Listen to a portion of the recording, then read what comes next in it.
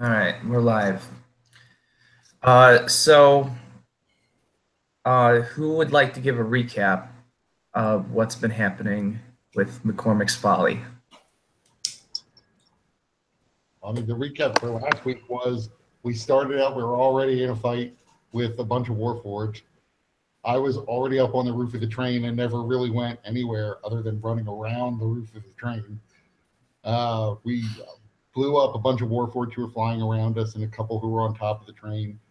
They killed a couple of Warforged who were in the train.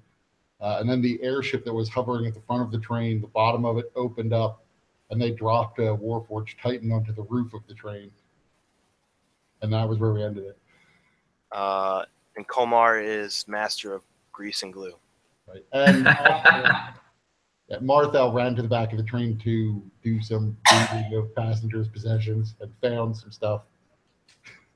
Yes, Marthow found a pulsating box of this energy, something that in his kind of befuddled state of mind at the time could not comprehend. So he just stuffed it in his sack, and he, unbeknownst to the rest of the crew, he used his belt of blinking night and nightcrawlered his way to the rest of the party. Yeah, what was the item I took? I forgot. Oh, that was a dragon shard of space bending or something that you can attach to your halberd. Sweet.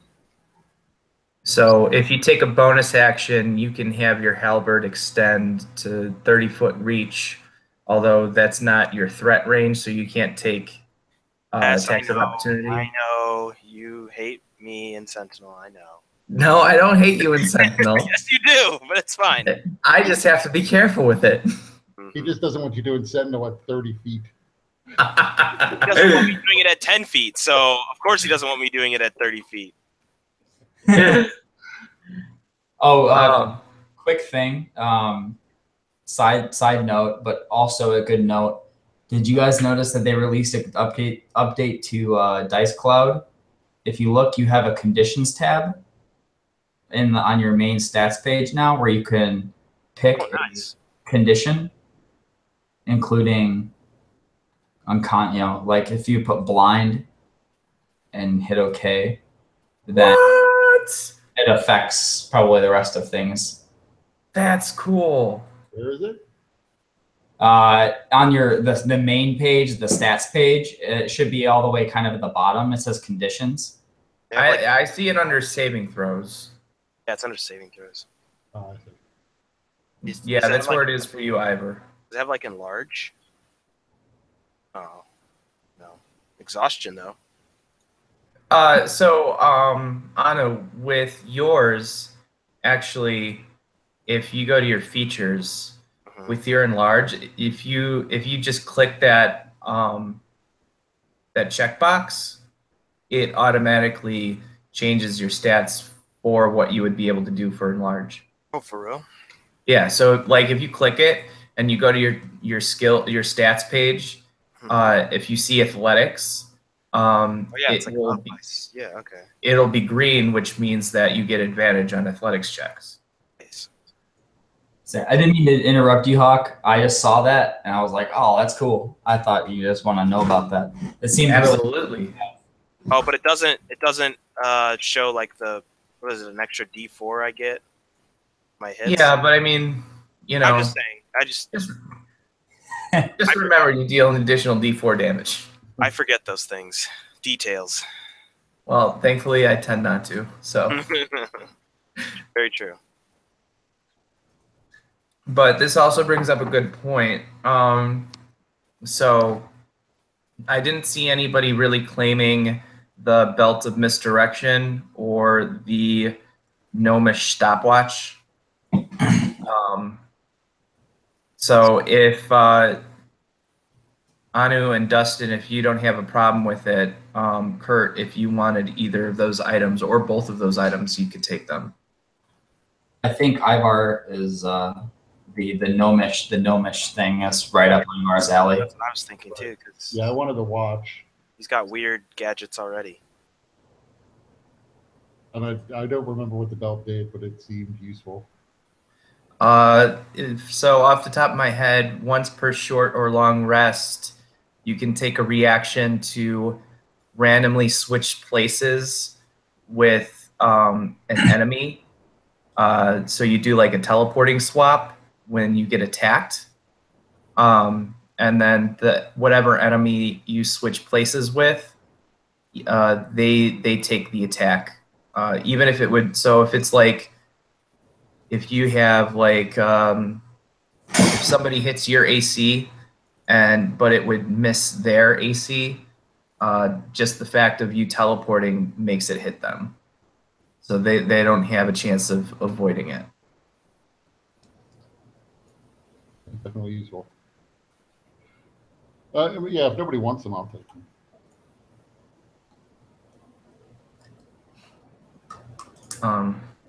Yeah, I didn't see anyone put throw their hat in the ring for those, so they're up for grabs for you if you want them. Yeah, usually I want to be in people's faces, so I don't want to be misdirectioning.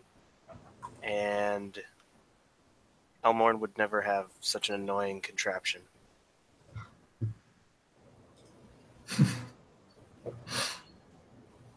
All right, so one thing I would like to do, just to regain the feel of the end of the last session, I'm going to reread the description that I wrote for the appearance of the Warforged, just to kind of set the tone. Okay. So, from the bottom of the Warforged airship, a double-door hatch splits open, and a large object lands onto the lightning rail cart below. It lands with a heavy thud, and the whole train rocks as the cart momentarily destabilizes the train's precarious balance against the levitating force of the conductor stones. The object begins to unfold and rise, vents opening and releasing clouds of hot steam. Within the cracks between the armor plates, you see gears whir and metallic cords writhe. The Colossus seems to stretch as if it has been waiting cramped within the airship's cargo for some time. You are suddenly shaken from your curiosity as a cold dread realization takes over. The massive figure towers over the other Warforged, a squat and impossibly armored frame held up by powerful legs as thick and strong as stone pillars. The right arm ends in an oversized gauntlet, the thick digits fitting tightly together into a fist with sharp knuckles made to concentrate the force of its massive blows. The other arm ends in an ultra-sharp battle axe that glints in the sunlight. Mounted over the length of the left forearm is what looks like a small tree trunk. The end is carved to a point, and carved across every inch of the surface are dimly glowing sigils. You've heard tales of these living siege weapons, but never could have imagined being so close to one. You shudder in fear as you watch the 20-foot harbinger of death, built out of stone and steel, lumber towards the engine cart of the lightning rail train. How you might possibly stand against such forces simply beyond you. This is a legendary Warforged Titan, and it more than lives up to its terrifying reputation. Armored cart that withstood a near constant volley of explosives without even a scratch crumbles easily under the fist of the dreadnought before you. Ripping the armor away like nothing more than tissue paper, the Warforged Titan points its axe arm towards the large new hole in the train's hull. The runes along the length of the timber flare up, moving down the trunk and concentrating into the point and unleashing an explosive beam of fire. For several long seconds, the beam continues to burn, and the contents within the engine cart, with vicious heat of the blast felt even at this great distance. When the energy is finally exhausted, a plume of black smoke rises from the hole, and you can feel the train slowing to a stop. And so with that, everybody give me a wisdom saving throw. Elmorn and Petrie can get the bonus from Elmorn's aura. Eivar, Marthow, and Kolmar are not in range to benefit from that aura. You said it's wisdom, right? Yeah. Okay. Let me know when you're ready for the numbers. I'm ready. Okay, 11. Elmorn got 21. Okay. Elmorn is good. Petrie gets. Oh wow. Okay. He got 17. Okay. Petrie is not good. He's shaken. He's frightened. All right. I was just shocked at how big his bonus was for that. Marthow got 13 and Kolmar got 15. Okay. Both Marthow and Kolmar are also frightened.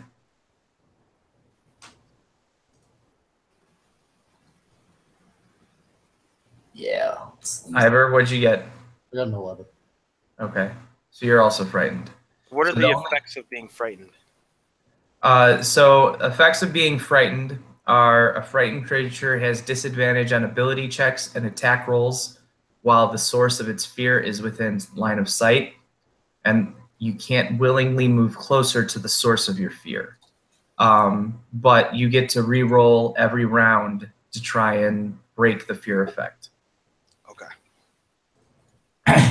So you guys are not in combat right now with the Warforged Titan.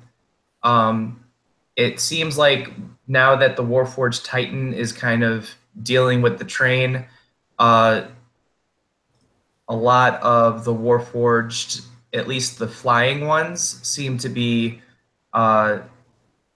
really kind of getting ready to gather towards the back of the train. They're heading more towards the back. And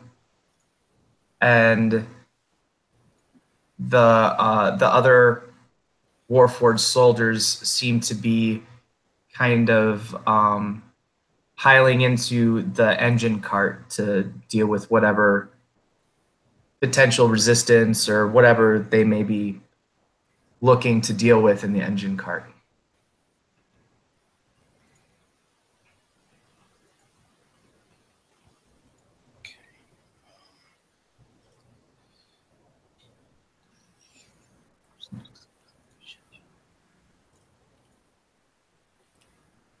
So who's on? Who is where? I know I'm on top of the train.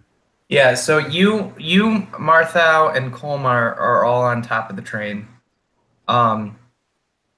Also, Ivor, you have a bonus action point, so you have 5 total. So actually, if any of you wanted to try to re-roll that, actually, if you wanted to just spend an action point, you don't even need to re-roll. I'll allow you to suppress your fear and just overcome it through sheer force of will if you wanted to spend an action point for that. I'll spend an action point for that. Yeah, Okay. I will as well. Kolmar will as well. Okay. So despite the fact that you are able to act through your fear, you still feel it deep down within you. It's still resonating deep within your chest and your bones that this is something that is absolutely terrifying, and only through your reserves of willpower and your own personal experience in dealing with things you should have had no right to be able to overcome in the past. By drawing upon those experiences, you're able to move forward and proceed in the way that you feel is best. So, would you say just spend an action point to allow that so I can? Yeah. Tree. Okay. Yeah. All right. But then Petrie decides to run away anyway. No, I'm just kidding. Fucking Petrie. I can never tell if he's gonna just run away or run right into it. He flip-flops so much. He does. It's his flip it nature as a half elf. All right, so because there's no, you guys are not technically in combat at the moment because of all of the Warforged that you were dealing with, you've dealt with. within your vicinity. So you guys can act however you see fit for the time being. If you want to engage, or if you want to try and come up with a plan, or if you want to use some other kind of tactics. So Petrie and I are inside one of the cars. Is this thing in the car, like, in front of us? Like, he's not in the car with us, right? Right. So you guys... So the only reason that you guys are even seeing the Warforged Titan, and you probably have only seen it for a few minutes at the most, is because the train was kind of rounding a bend, which... so you guys are in the third cart. So the Warforged dropped onto the second cart and then walked onto the main engine cart. Oh, there he is. Oh, hey guys. Well, Brennan. Petrie, I was supposed to run your character. I was going to make you run away. Oh no. I would end up in fucking some other mystical place. Well, glad you're here. Maybe we should Good stuff. give you the skinny on what's going on. Yeah, so basically what's going on right now, Petrie, is you guys are seeing the Warforged Titan just completely destroy the train cart. It rips a hole into it. It incinerates whatever might be within the train cart with the siege wand mounted above its left arm. And and then the other Warforged soldiers around it pile into that cart. And the train is now slowing down to a stop. And the effect of seeing the Titan was such that it caused everybody to feel a sense of incredible dread and terror. You failed your saving throw, but Anu chose to use a action point, which allowed you to overcome your fear. You calling me Anu? Anu. Sorry, Anu. I was like, you kept saying it, and I was like, maybe I'm just mishearing it. But that time it was way too clear. All right. Sorry, Anu. Yeah, that's fine. New name for you. You're not Anu, you're Anu. All right, thanks.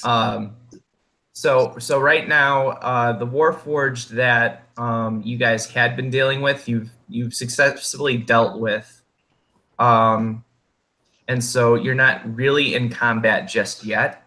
So you have a little bit of time to decide what you're going to do.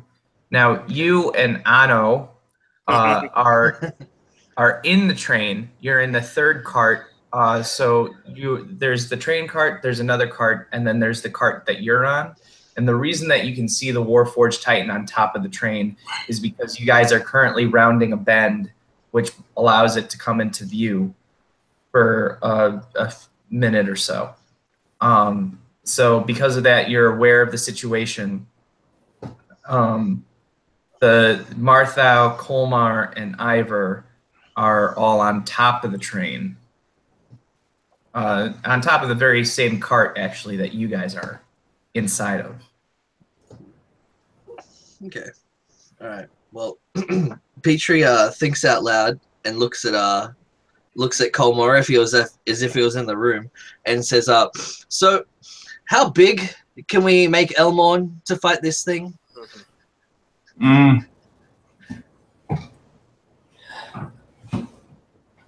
I don't really know. Big is not my specialty.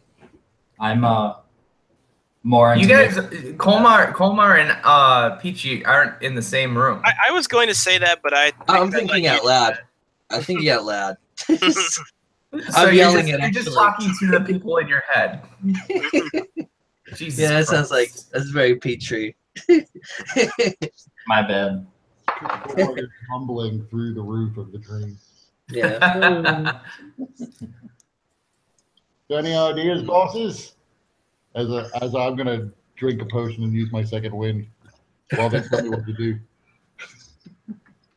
Terrible. And how many Warforged, like normal Warforged, are around? So there's a handful that have gone into the engine cart. What they're up to, you can't see, you don't know, but there's also a handful of the flying Warforged who are now moving. They're flying towards the back of the train. Okay. Okay.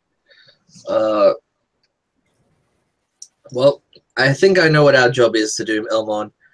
We're going to distract it while everyone else does something.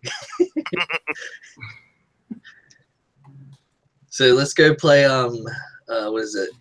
Colossus. There's like a Titan game. We're gonna go do that. Shadow of the Colossus. Shadow of the Colossus. Yeah, that's what we're gonna do. Also, Kolmar, Marthow, and Eivar, give me perception checks.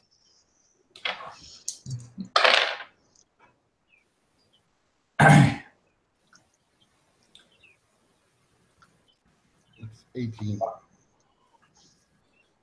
Marthow's a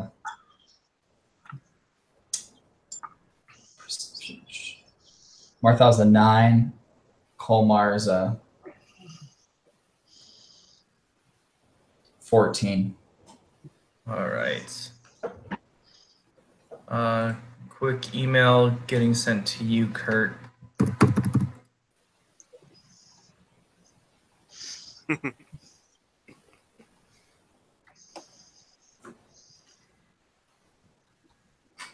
And grab some water real quick. I can still hear everybody. My kitchen's right here. Dustin, check out my Snapchat.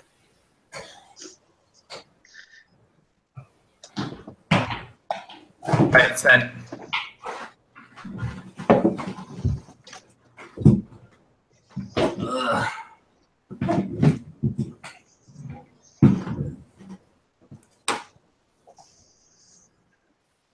So, do I know what that ring does? Being a gnome, and I feel like it's common knowledge that you know that it's the source of the propulsion and that the elemental is inside. Outside of that, you might not know much more, but you are a gnome, and the gnomes are the ones that perfected that art, or the science, or however. I'll say to the people on top of the train, I don't think he's trying to disable the train. He's not going after the elemental ring.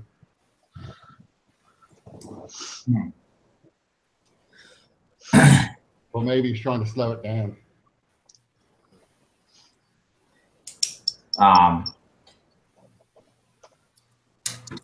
That makes perfect sense. I wonder what he's here for then.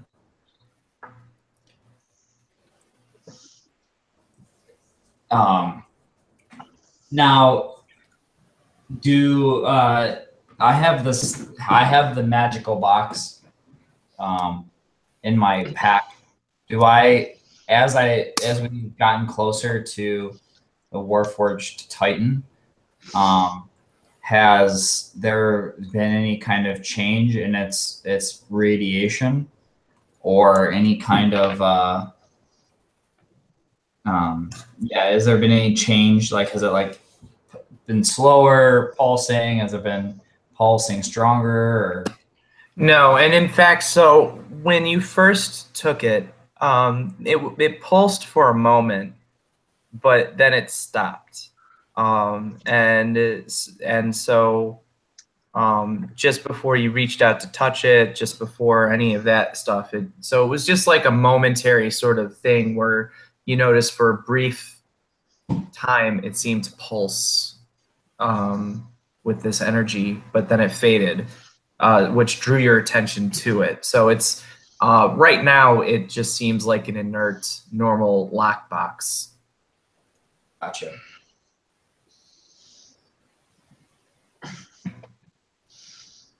Okay. So do we have any plan here? You have any? Well, I heard the Colossus has a weak spot on the back of its neck, like an Attack on Titan, and we should just cut it. Who are you talking to? My voices. Where is Petrie at again? Petrie and I are inside the cart below you, right? Yes. They're above us. Petrie's, now's not the time for you to fool around. And you also know that they're above you because you guys saw Kolmar splat against the window. Yeah, Right. that's right. with the glue That via was cool. Tanglefoot bag. You saw him become one with the glue as well.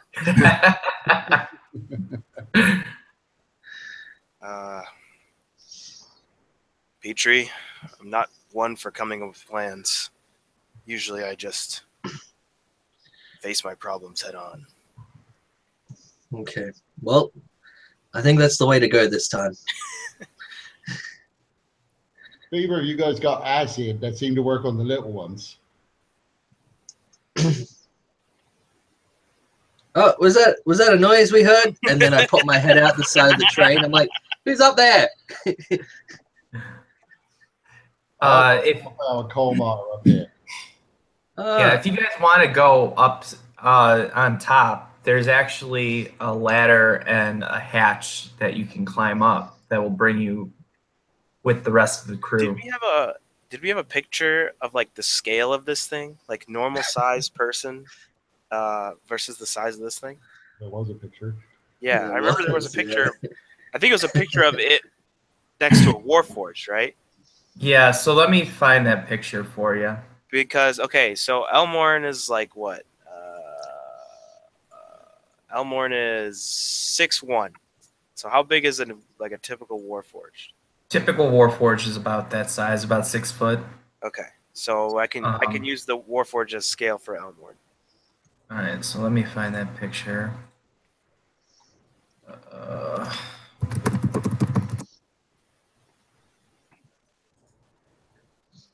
But it's an easy search. There it is on my screen. Oh. Yes. So, okay. So I only come up to like its knee. Yeah, it's about 20 feet tall. Okay, so I'm like a little bit taller than more than 3 times your height.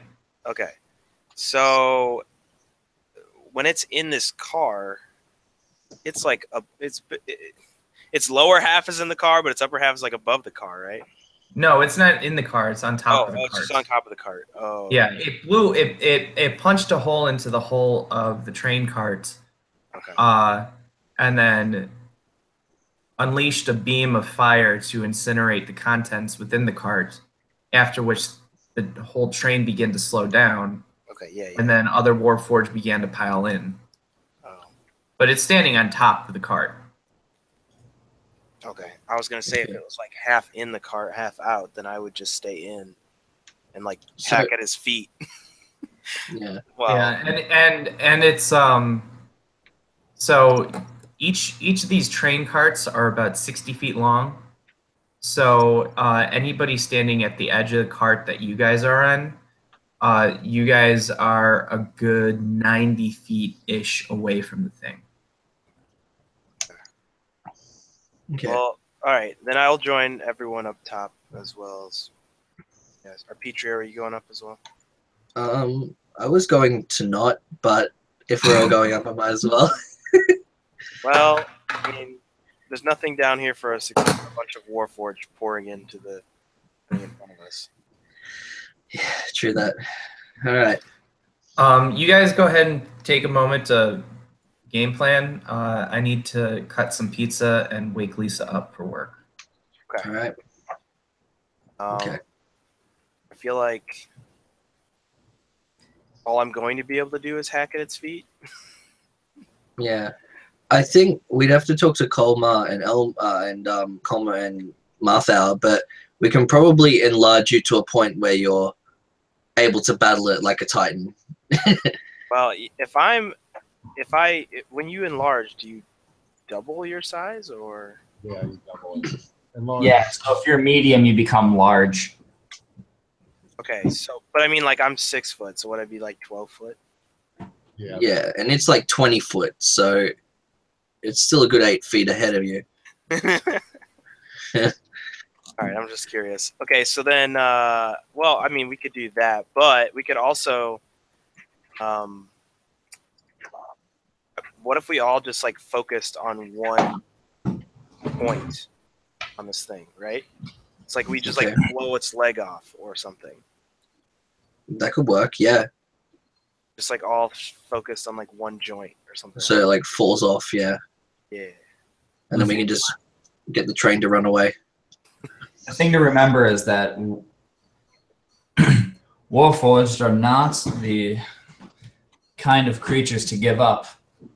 They will fight as hard as they will, close to death as they will, full of life.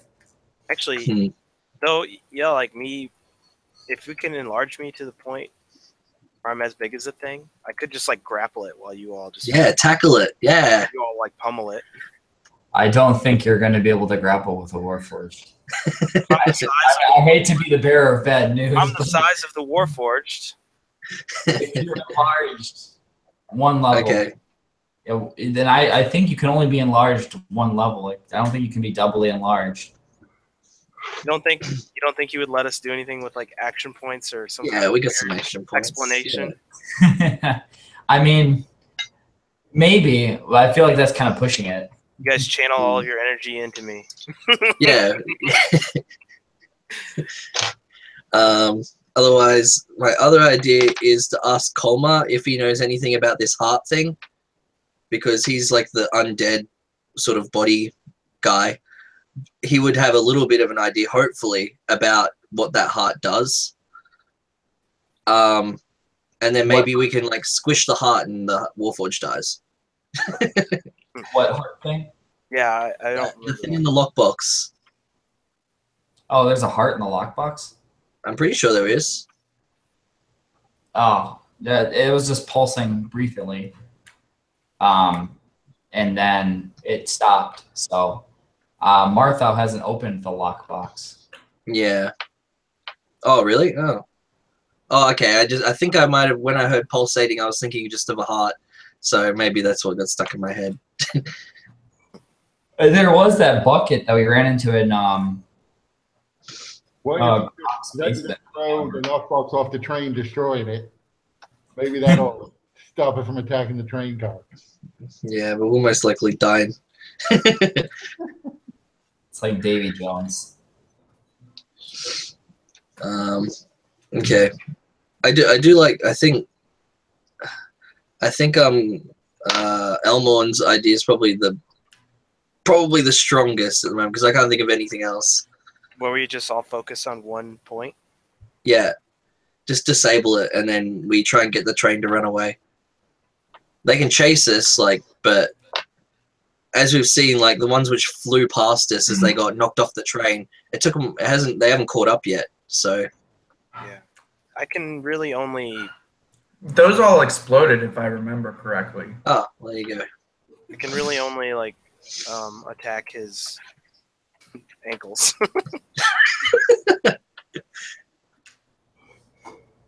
I have no range. Well, if you can grow to his size and grapple him, we can still all focus fire on some point. From an ankle. Right.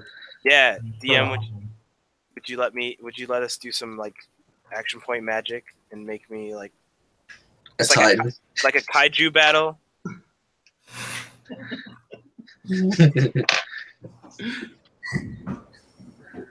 We can arrange something. Kolmar, what would Kolmar have like any sort of special expertise in Warforged, as he's like a mechanical grease man?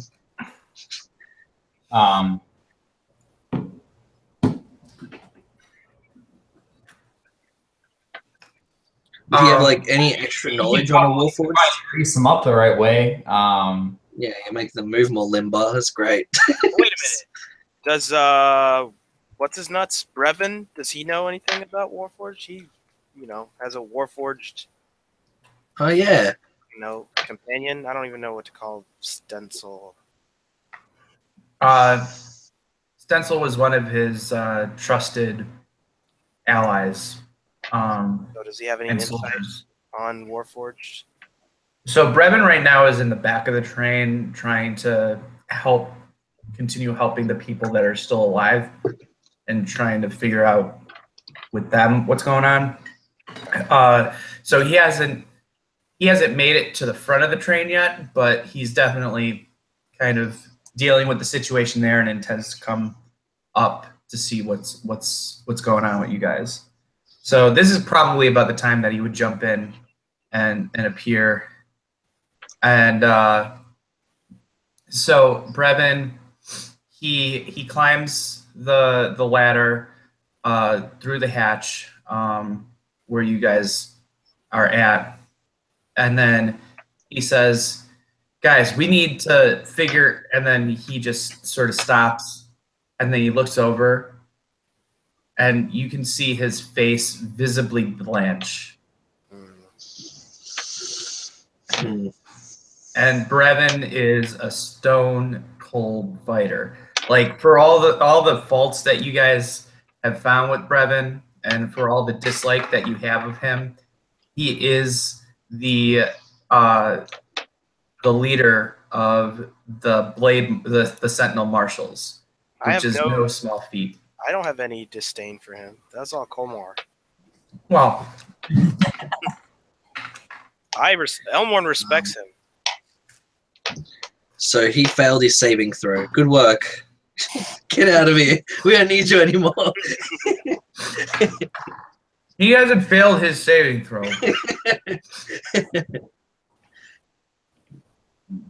He continues to climb up the train, and he looks to you guys and says, "We need to figure out an escape plan and get these people off this train now." So he doesn't even want us to fight it. Okay, so the Warforged put those chains into the side of the train. Is that warship or whatever the thing that was holding us here still there, floating above us or whatever? Mm-hmm. Yeah, right. Well, if we want to get people off the train, we could always just attack the elemental ring until it breaks. The other element will fly away. Train will stop. Yeah, that's my understanding of it. that could work. So the Warforged are here because they're looking for some kind of schema or something. Is that what they said? Something like that. And he looks to Marthow to confirm, since Marthow, you're the one that charmed, or not charmed, but enthralled the Warforged.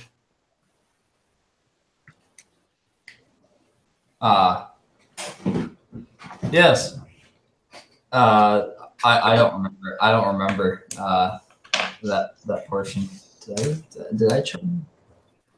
Oh yeah, hypnotic pattern. I did charm them. It's not like a charm and like I'm your buddy charm. That's an I'm dancing. People are just kind of enthralled. Are they when I do hypnotic pattern? Are people charmed and I can ask them like friends, or are they just kind of like stop doing what they're doing and like look up at the sky type deal? So they can't move per the spell. They can't move. They can't react. They can't do anything. But they also are under the charmed condition. And according to the charmed condition, a charmed creature can't attack the charmer or target the charmer with harmful abilities or magic, and the charmer has advantage on any ability checks to interact socially with the creature. And so the Warforged, when they were questioned while under this effect, were more than willing to answer. Can't really, it's hard to read Warforged, since they don't express remote like mortal races. Right. So you don't really know for sure if they were being truthful, but you don't really have a reason to not believe them, I don't think. And also that Warforged may still be alive because he was shackled with manacles and left on the train. So most Warforged, well, all Warforged are sentient, right? Is the Titan sentient, or is it more mechanical?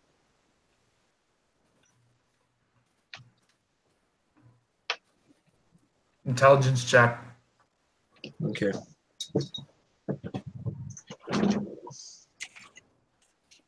Oh, whoops, wrong one.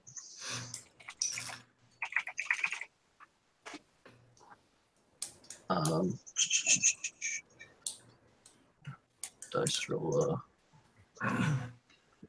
Sorry, I didn't have it ready. Yeah, Petrie's a moron. I got a 3. Is this a question you would have asked out loud, or just something you were asking in your head? Yeah, probably talking to my voices again. I mean, I might have asked Kolmar, because being the mechanical dude. So there's a. You guys can all make the intelligence check if you want. Can I make a history check? Sorry? Can I make a history check? History check will work as well. Oh man, neither of those work. Ugh. So, oh wow. Well, I'm a moron too. I rolled a 1. Not only did I not know, I also forgot my name. I got a 21. Oh. All right. So you know that and then some. So here, I'll email it to you because I think it's more amusing to have you guys communicate this stuff in character.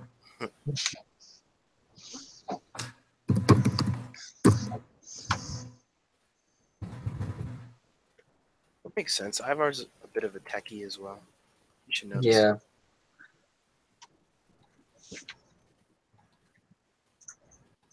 Also, where did we pick up this gnome? Did he come from the train? Ivar's been with us since the handsome mansion. You would have known had you not been knocked out. What?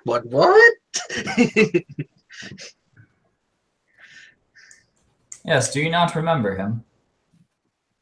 Not a second. Very well. Well, welcome to the crew. I'm the famous Petrie, if you haven't already known. Yeah, we've met. You were kind of out of it at the time, but it's a long cart ride.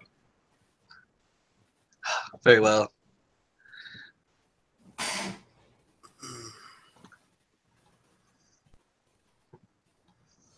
Mm.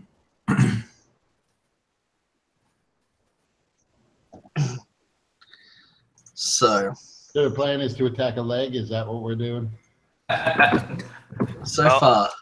So far, unless you guys have an idea, I'm open to anything. That was just the first thing that came to my head.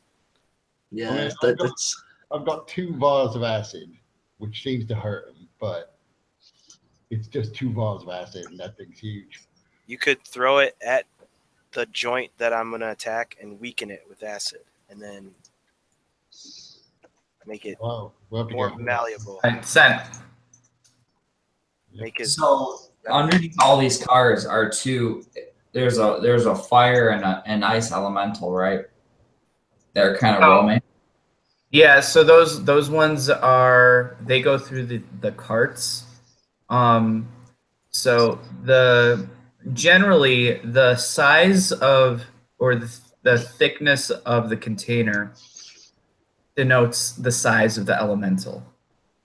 So the thickness of the lines that contain the ice and the fire elementals in the train to help with the maintenance of heat are probably a few millimeters in diameter.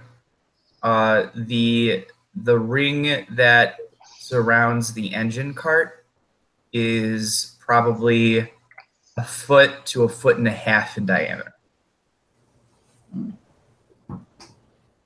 The ring that surrounds the engine cart, like the elementals that are keeping this going. No. So the elemental, yeah. So the elemental that's driving the cart forward, the ring that contains that elemental is 1 to 1.5 feet in diameter. The lines that run through each engine or through each of the carts that maintain the temperature are only a few millimeters in diameter. Gotcha. Well, to answer your question, they're not particularly smart. So I don't think you would say they're sentient. They're like dogs or horses.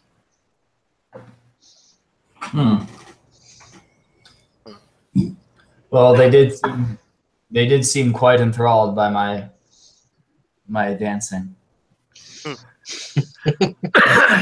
Well, I mean, the little ones are fully sentient, as smart as we are, but the big ones, the Titans, are not animal intelligence. They can follow orders, but that's about it. Mm.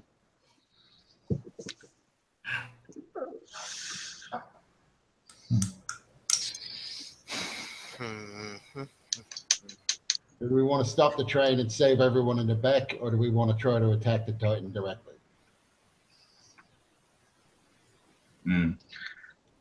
I think attacking the Titan and then getting the train to run away or ride or drive away would probably be strongest. Because us just running away means that their ship can chase us, or the Warforged Titan can chase us. I think we should attack the Titan until it falls off. But just like the majestic sumo wrestler, we are not in it to kill it. We are in it to nearly knock it off the ring. So one thing that you guys notice is the train is continuing to slow down. So it seems that whatever the Warforged Titan did and whatever the Warforged are doing within the engine cart, it's basically cut off the impulse of the train. And so it is slowing to a stop. A gradual stop, but it is stopping. It might not go after we knock off the Titan. That's what I think he's trying to get at. Gotcha. And the engine cart is at the front, so Yeah. you have to get through the Titan to get to the engine cart. Okay. Well, when the cart comes to a stop, I guess we can get Brevan to take all the civilians off, knock it, and they just run wherever the hell they would go. I don't know. And we would hold as many of the Warforged Titan and possibly knock out the ship. I don't know. As we like just fight. So Brevan is hearing this, and he's not really believing that you guys are actually like considering to fight the Warforged Titan right now. So the analogy doesn't really apply in Eberron terms, but the way that he's talking to you guys is kind of equivalent to a bunch of guys in World War II thinking that they can single-handedly take out a tank. So Brevan is very much in this moment. He's saying, "Guys, we are outmatched here. I say we get these people off of this train as fast as possible and just let the Warforged have it. We can always go back and let the Sentinel Marshals know about this. Let the authorities know about this, and try to deal with the situation from there. But until, I mean, we have no ability to stop them at this moment." That's Brevan's words, anyways. Can anyone here fly? Maybe we crash the airship into the Titan.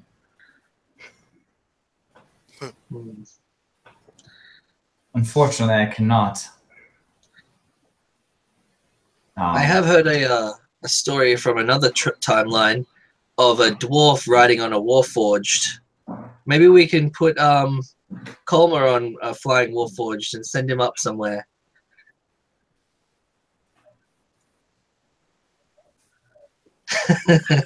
Small problem being there's probably a lot of Warforged on that ship, so you have to kill a lot of them to take control of it and crash it. Hmm. And you'd be crashing it into the Titan and the train, so that might not be so good. Yes, there might be a problem with that. BRB, guys. Right up. Unfortunately, I think there's only one way out, and that is through the Titan. Even if we get off the train and let them have it, we're still going to be stranded.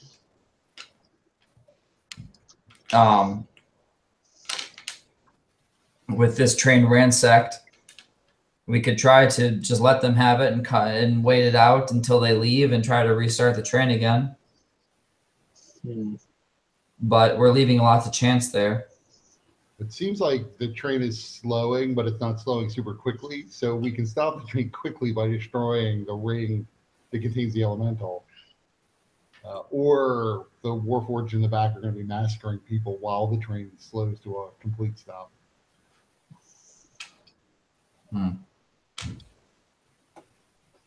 Or perhaps we could run into. We could try to run around or in between the legs of the Titan to make it to the engine and keep the train going full bore. Well, the airship has kept up with it when it's been going faster than it is now. It was probably going full speed, and the airship was keeping up with it. So I don't know what if we speed up again. I don't know that we'll escape the airship, or the Titan will still be on the train too, and he'll probably punch us into goo as we're speeding the train up. They're stopping the train, or they're trying to stop the train, though. So there has to be some reason or some preference that the train is slower than faster for them.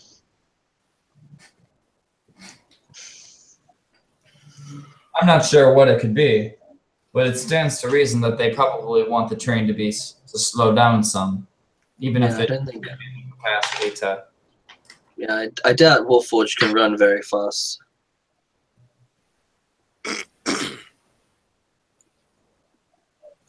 Well, I have at least perhaps I could give this thing a shock or two.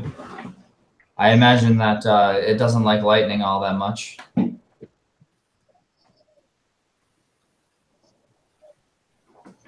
Forgot to unmute myself. So what have you guys decided? Good question. I'll shoot at whatever you tell me to shoot at. Okay, I think we're going for the Titan. Yeah, we're gonna turn Elmorn into a big boy Titan, and they're gonna biff on. Kaiju battle. All right. By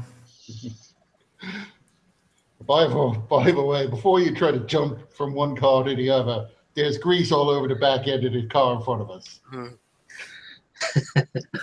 So don't slip and not fall to your deaths. That grease only lasts for a minute, so it's probably evaporated by now. Okay. But Elmorn, if you want to grow to Titan size, it'll be 2 action points. And in addition, so the difference would be that you can grow to huge size, which means that you won't have advantage or disadvantage against grappling the Warforged Titan. You guys will be on equal footing in terms of that. Okay. And your attacks, rather than having a D4, your attacks just deal double damage. Ooh. So instead of rolling 1d10, you'd roll 2d10. Okay. So you're not actually rolling your damage and then just doubling it. You're rolling double the dice. Okay, hold on. I just want to see grappling. What I can do with it. Suppose check normally. Target of your grappling.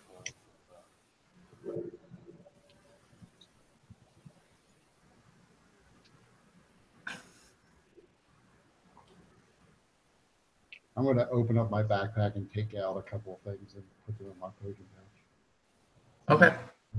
Yeah, you guys are not an initiative or anything, so do what you want to do. Smoke them while you got them.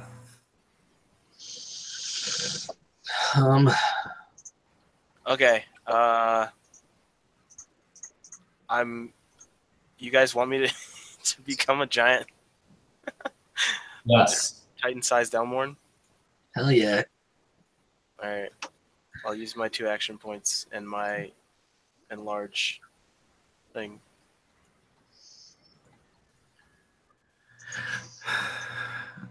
All right. So describe how that happens.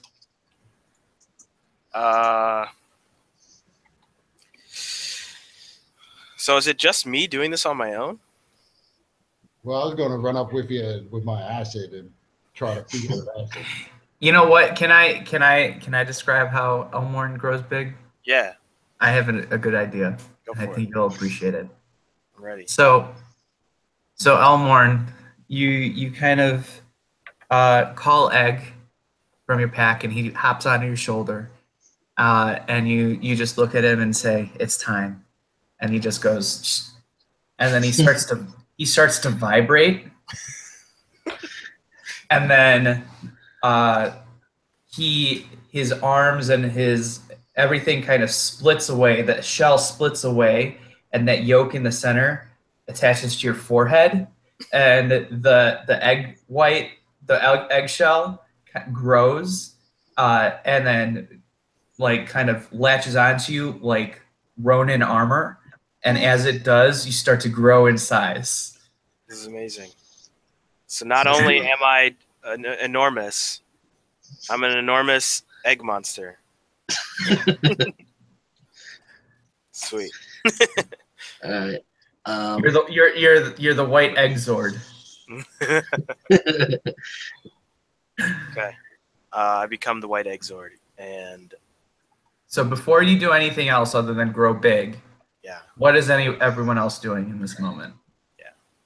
Because the moment that Elmorn grows in size, that's going to get the Warforged Titan's attention, and he's going to view Elmorn as a threat.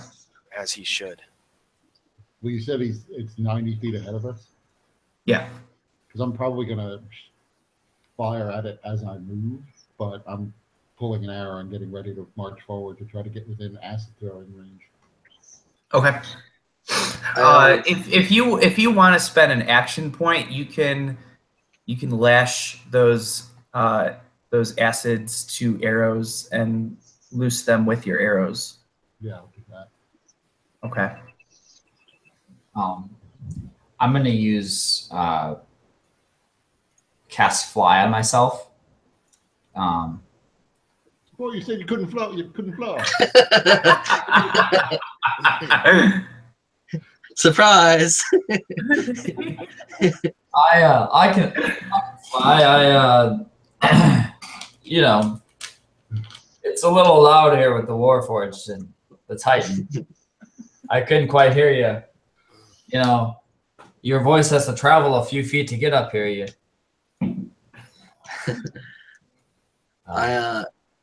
So I'm gonna cast fly, but I'm not fly. I'm not gonna fly yet. I'm gonna kind of like on the DL until the right moment. Okay. Are you using subtle spell? You don't have to. I'm playing with you. No, I don't. Yeah, I'm good. And Petrie tries to touch Elmorn's shoulder with a guidance spell, but because he keeps getting taller, he's like trying to grab a spot. He ends up grabbing hold of his boot, and he casts guidance on Elmorn and sends him one of his action points, because he used one on me before, so he might need this one. So you're using guidance to not only give him the normal D4 to a check, but also transferring an action point? Mm-hmm. Interesting. Okay. I'll allow it. Thanks. What's Kolmar doing? Oh, shit. Kolmar is wiping the goop off because he was splat, right?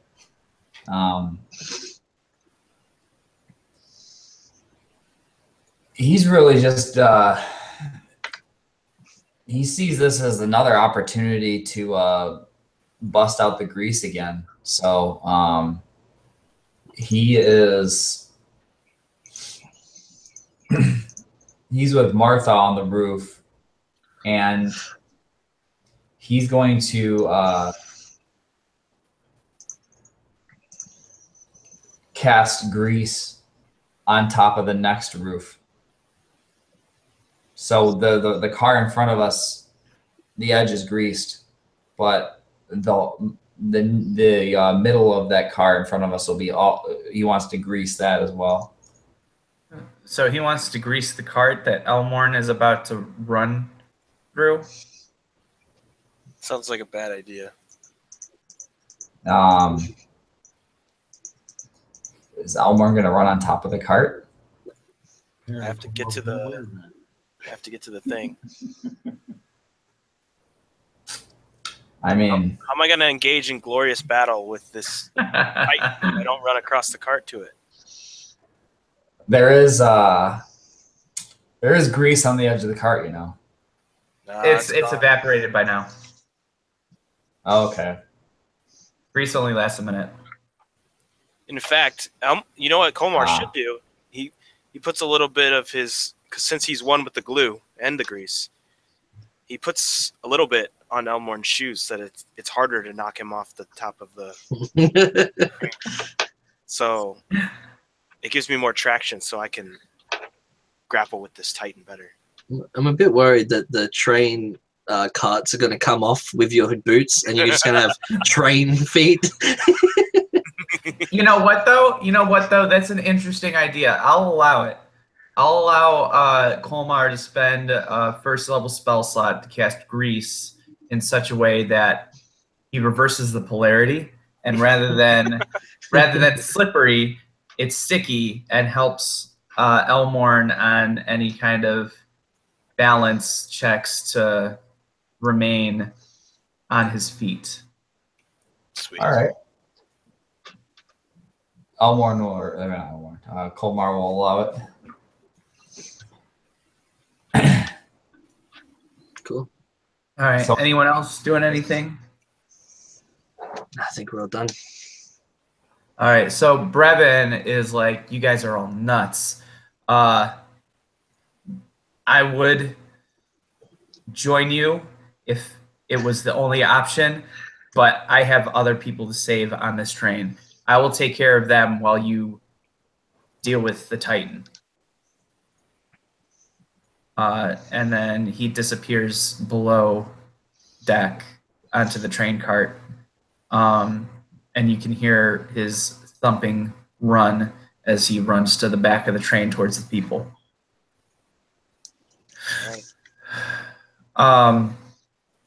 And then with that, the Warforged Titan takes notice of the giant eggshell armored monster across from him, and that will be initiative. All right. 19. 21. Nice. What's my thing? Is it minus? Yeah, it's minus thing. I got a 2.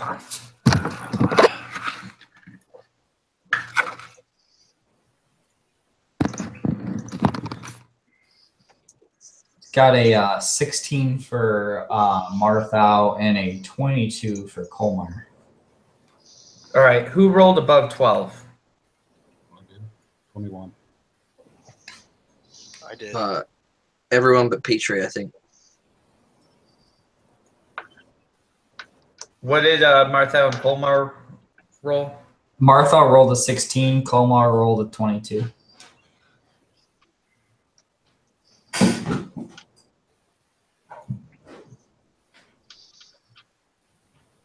All right, so everybody but Petrie can go first.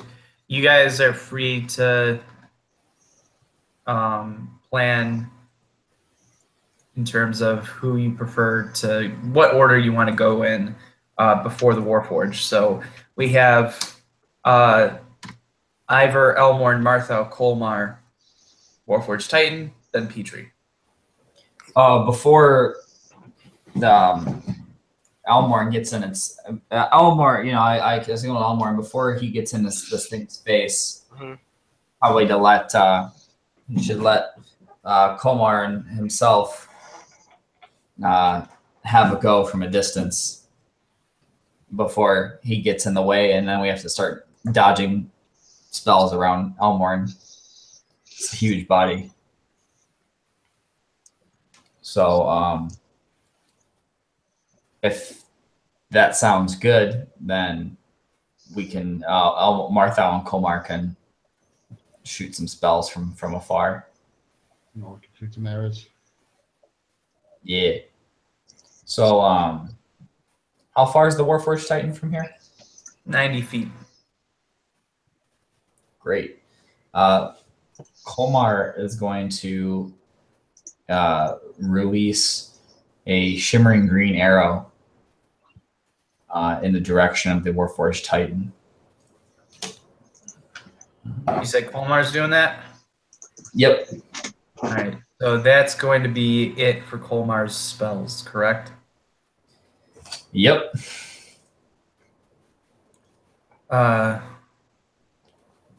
Alrighty. So then, It's a spell attack. what is spell attack? Yeah. That was not good. Might want to use an action point on that one. Let me use an action point. It was a 12. All right, that's better. It's a 23. All right. So that hits. All right.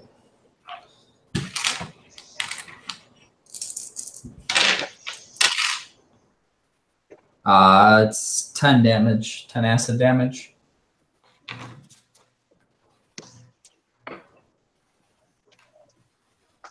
All right. So the acid seems much more effective than it normally would, and the as the green arrow pierces the armor, you can see chinks below within the joints of the armor begin to sort of steam and fizzle.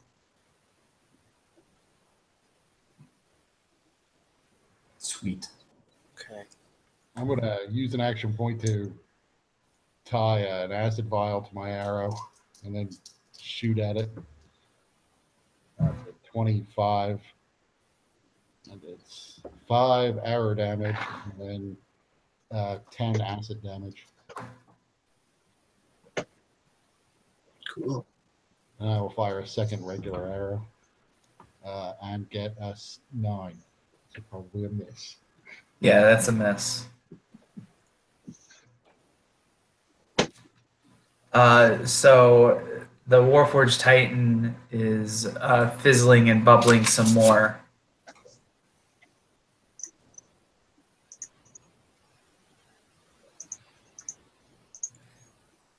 So we had Kolmar went, we had Eivar go. Marthow, have you done anything? Not yet.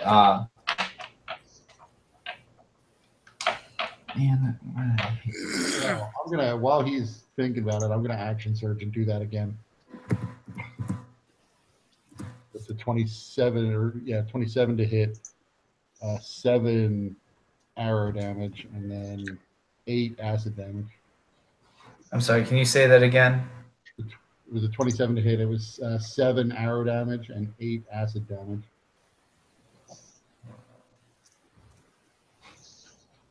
And then another 27 to hit, 9 arrow damage.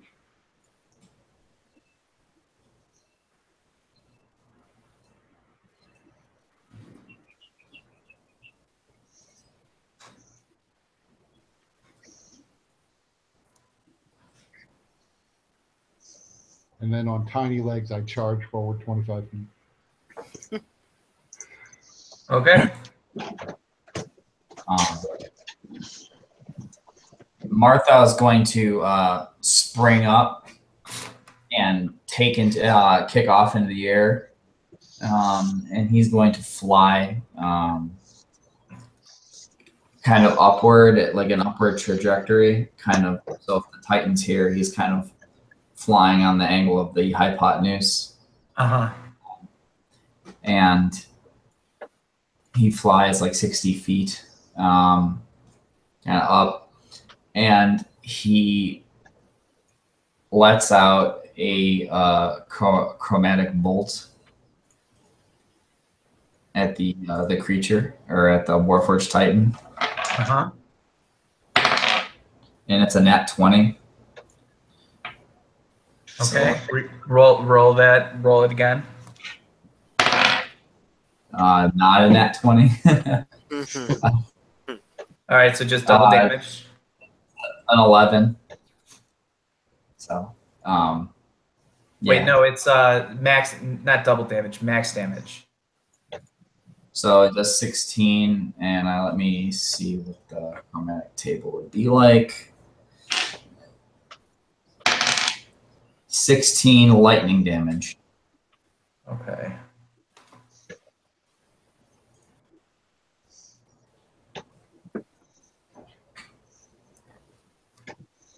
Okay. The people on top of the train that are looking, you see Marthow just kind of fling off, and then as he's going, he just kind of shoots a ball of lightning out, and it hits the Warforged. Okay. And then Elmorn. All right. Oh wait, before I'm also around the I'm gonna cast, since I hit it. Does warp reality trigger on cantrips or only spells? Spells at first level are higher, I think. Let's see. It says when you successfully affect someone with a spell you cast. Yeah, that would have to be that's can't be a cantrip. Oh, okay. Because cantrips are like 0 level spells. All right. Sounds good. All right, Elmorn. So, can I even get to this thing this turn? So that's a good question. So in addition to double damage dice, you also have double your speed, double your normal speed. Okay. So that's a yes. Well, you move 30 feet around, correct? Yeah. So you move 60 feet around. So if you use a move action, and then if you take the dash action, you would be right in his face. But that would be all you can do.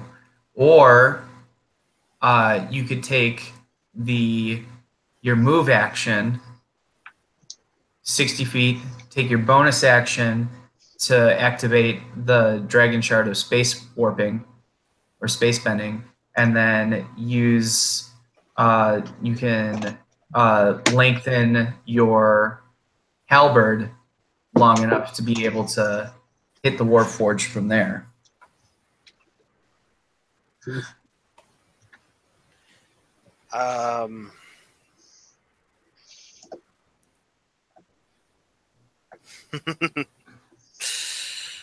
No.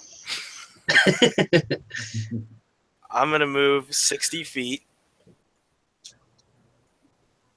And then I'm gonna cast Misty Step to get up in his face to go the additional 30 feet that I need. So interesting. Are you doing Misty Step to be in front of him or behind him? Oh, I don't know. Does it behind him give me any advantage? I want to grapple him. I want to. It wouldn't give you any Oh, advantage. you know what? I'm gonna go behind him though, because yes, I don't want to be in front of everybody else. Yeah, you gotta put him in the full.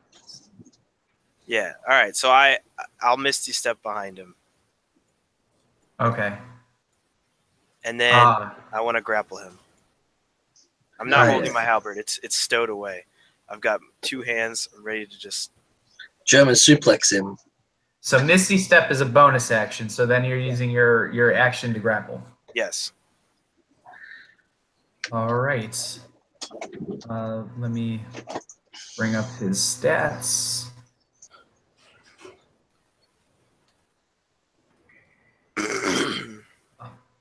All right, give me your grapple roll. All right. It's just an attack roll, right? No, it's athletics check. These are opposed athletics checks. Okay. Well, I get advantage because I'm giant, right? You don't get advantage because because he's the same size as you. yes, we talked about that. All right. Yeah. If he were smaller than you, yeah, you'd get advantage, but Okay, I got a 16. you got a 25. Damn. So. Can I do it? Use an action point? Mhm. All right, I'm gonna use an action point. Wait, he got a 25? Yeah. Can I use my action point? Oh, you know what? Actually, I forgot about something. You also have guidance. Sorry about this, but Marthow, I have to take back that critical hit, and it's shocking to you because it looked like it was going right for his vitals, but then it suddenly there's something closed up or something moved reactively, and it prevented the critical from happening. It was still a hit, but it wasn't a critical hit. But it wasn't even a critical hit anyways because it was just the max damage. So that you're fine. That's fine. But you still noticed that. You noticed that there was some kind of reactive thing where it protected itself against a critical attack. Okay. If I use my action point, is it only for my roll, or do we both roll again? No, it's only for your roll. Oh, then fuck it. I'm not going to be able to beat 25. I have to roll exactly a 20. One of the things about the enlarged spell, at least, is the reason it gives you advantage on checks is not because of a size difference. That's how they mirror your strength increasing as you are enlarged. So right now you're in the position of trying to grapple something that's huge size and probably has a strength like in the 20s. But your strength score hasn't increased unless we house rule something. Like we did with the huge enlargement.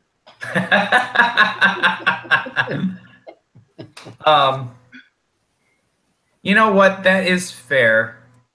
So I'll allow you to still get advantage on your strength check. Because you know I won't be able to beat it anyway. Well, you also have your guidance, which you could use. What does guidance do? It gives you an extra D4. Oh, well, I rolled a 2, so it doesn't fucking matter. Okay. All right. So now, what has happened so far is that you guys have launched a volley of attacks upon this Warforged, and you've done so in such a way that you've normally done enough damage that it would overwhelm any single creature that you would have ever normally faced. But the Warforged Titan seems to be brushing this off as if it's a mere annoyance so far. And it responds to the appearance of Elmorn behind it by it doesn't actually turn. It just turns its torso to you in a way where it rotates as a mechanical automaton would be expected to. And let's see, what is it going to do?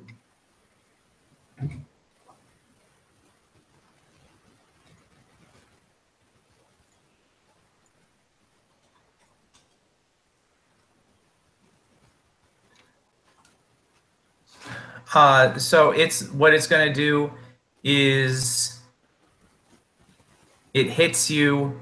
It tries to hit you with its giant hammer fist, and then follows up with the cleaving axe. So first attack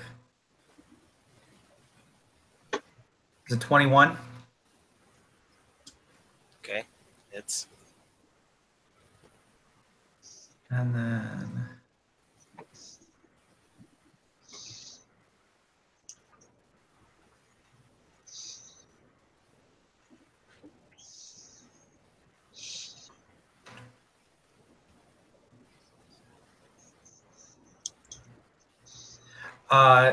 you take 27 bludgeoning damage from the hammer fist.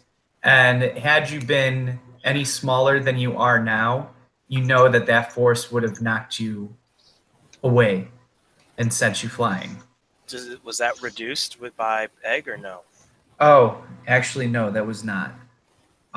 So that's 10 damage then. And then with the cleaving axe,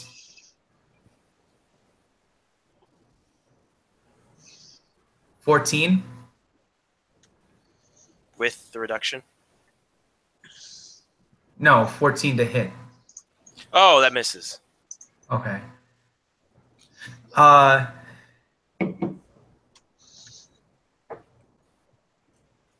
And then, yeah, that's its turn for right now.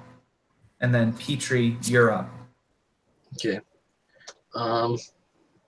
Petrie, after seeing Kolmar get blasted by axes and stuff, thinks that he needs a on the ground medic, so he starts just running towards the Titan along the top of the train. Okay. So you're using your dash action too? Yeah, I'll just dash action and turn. Okay. Yeah. So you get to the edge of the second train cart, and you're within 30 feet there from the next Cool. thing. All right, top of the round.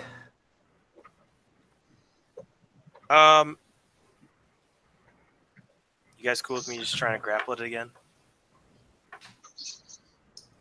Yeah. That was the point. So I think I messed up last time because I think technically grappling counts as like an attack action, so I could have done it twice, right? Because I have extra attack. Yeah, actually. All right. So then I will use one attack right now to try and grapple again. I got a 19 this time. Oh wait. All right. Yeah, 19. He got a 16. Yeah. Yeah. So you have grappled him. Okay. And I want to use my second attack to headbutt him. Okay. All right. Is this a normal attack roll or what? Yeah, it's a normal attack roll. All right. Okay. What do I add to it? You're at advantage because you're grappling. No, that's only if you have the grappler feat. Ah, damn. What do I add to my roll?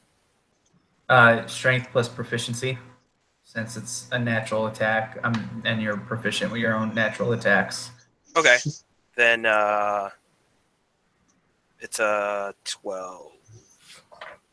All right, that's a miss. Okay. So you pound your head against its steel-plated armor, not leaving a dent, and a resonating thud taking place within your own head, if not for the protection that Egg's yoke granted your forehead. It softened the blow. You may have found disastrous consequences as a result. You notice after that happens, the Warforged Titan takes an attack against you, striking you with its large hammering fist. 23 to hit. Yeah.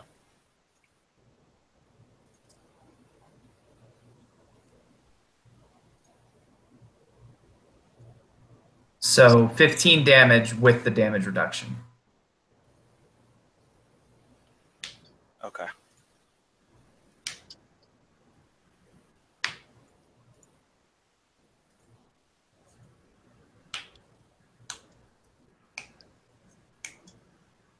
So it used a legendary action to hit you after your attack.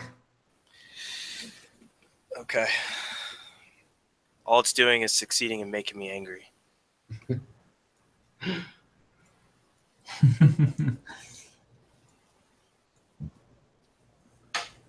So is Kolmar doing anything? Kolmar is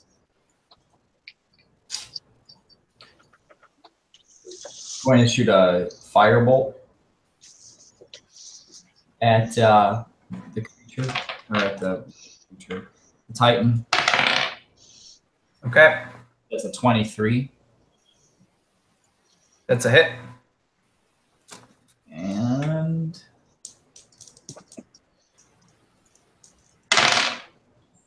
does 11 damage.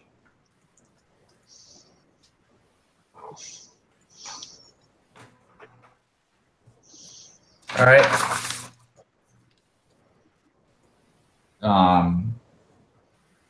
And the Warforged Titan will take an additional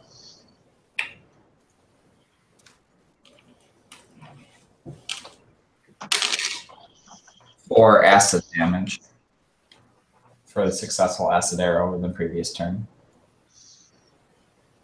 All right.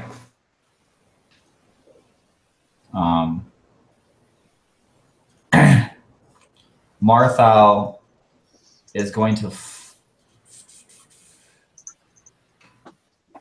he is going to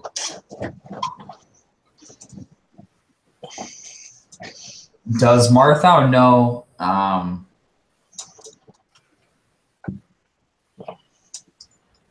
anything about what could be perceived as fears of Warforged?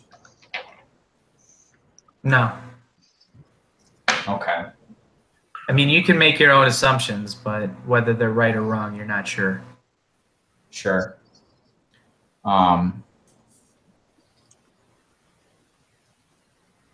Marthaw's going to cast another chromatic bolt at the Warforged. Okay. 17. It's a miss.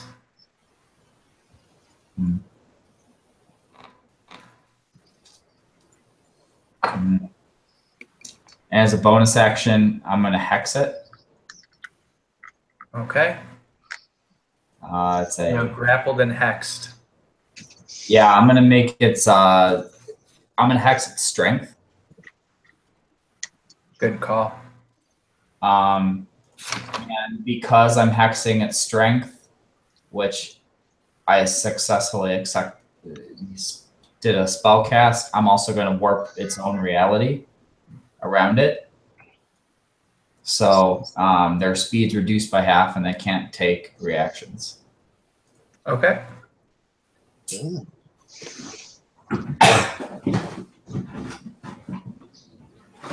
And it's permanent. Okay. Ivor. I am gonna spend an action point to lash another acid vial to an arrow and let the person leave. That's a 22 to hit. It's a hit. 6 plus 9 arrow damage and 8 acid damage. And then I will shoot again. That's a 9 arrow, 8 acid. Yep. The second arrow was a 23, 11 arrow damage, piercing damage. 23 for 11 piercing damage, you said? Yep. Okay. After seeing a headbutt not be so effective, maybe not charge up this round. All right. So it sensing the number of acid attacks coming from your direction, it once more rotates its hips to face you. You guys, and it points its siege wand towards you. And Marthow, Eivar, and Petrie are all going to be caught in the blast. Well, wait a minute. Don't I have something I can do as a reaction to this? I don't know, do you? Can I do something here, Mr. DM? You're trying to do your sentinel? Something. Like an attack to Eivar. Alright, what does your sentinel do again? So let's look at it. I just feel like almost getting rid of the skill because I know you hate it so much. It's so damn good. So yeah, you can make your attack against the creature. Mhm. You can make it doesn't stop the attack, but you can make an attack against it as your reaction. Right. Yeah, I will. Okay. So, can I? Because he's pointing this fire wand thing at everyone, right? Yeah. So he's about to attack everyone with that. So I definitely see this because I'm grappled with him, correct? Absolutely, yes. All right. Can I do something heroic and try and attack him in such a way that, like, I specifically target his arm? Like, I try to bat it away from everyone so he doesn't hit them. Maybe I'll try to pin him as an attack. Suplex. Yeah, Suplex City. I want to know what the DM says I can do. All right. So this thing, given the amount of power and strength that you have, while you are grappling it, you would need to use an action point in order to attempt this. And so what we'll do is opposed strength checks. It's disadvantage as it is because, well, athletics checks. So it's disadvantage because of its hex, and you have advantage because of your enlarge. Okay. But you would have to beat it and spend an action point in order to veer it off course. And I'm gonna set a range to determine how far off you knock it. So Can you knock it towards the airship? Ooh. So and the hold game on. ends.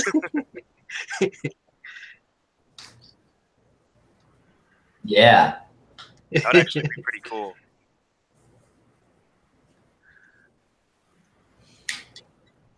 Maybe it should be like an intelligence check to see if I even think of that. No, you don't need to because that would happen in the heat of the moment. So I have set a range for. So if you beat it, it will because. Well, we'll see. Okay. I'll let you know after the rolls. But I've written it down. Okay. What the range is. Okay. So here we go. All right. Oh my god. There we go. Oh! Natural 20. Oh, it's over. It's all over. All right. So with the natural 20, that's certainly within the range. So you not only do you knock it off course to protect your friends, but you also do manage to get it to hit the ship with this siege wand. Nice. So a burst of fiery energy is unleashed from the wand, but the split second before it's actually unleashed, Elmorn manages to knock it away and cause it to divert off target towards the ship. There's a huge scorch mark in the ship. You can see it tumble a little bit, and clearly there's somebody at the controls that are working to stabilize the ship. And there's a huge thing of smoke rising from the ship. It's still aloft for now, but the Warforged turns back to you and is now fully focused its attention on you. Good. I spit out a bloody tooth. Nice grin. All right, so Petrie, you're up. Oh, I don't know what to do really. I'm gonna I'm on the end of the train. I'm guessing, yeah. Yeah, so you're Alright. within 30 feet of Elmorn and this Warforged. The Warforged back is to you right now. Okay. I want to jump off the train and like move to like I don't know to the right a little bit, and then blast it with a guiding bolt. Maybe distract it. Maybe it'll turn its focus on me, and then maybe Elmorn can get a finishing blow. So you're jumping off of the train. Off of the train, yeah. Well, Is the train moving? Yes, Yeah. it's still moving. Oh fuck. Okay. Slowly. I just don't want to distract it. It turn and hit the train. So I don't know. I'm just gonna hold my action. Okay. Yeah, I don't know what else to do. Heal me if you. Feel something. Yeah, but that like is one at range and one's at touch. Healing Wind is at range. Yeah, Cure Wounds is a touch. it's touch. Yeah. All right. Yeah, I'll throw a healing word at you. So it's 1d4 plus 6 plus then my bonus. All right. Oh, so I got 4 plus 6, so 10 plus the boon. Where is it?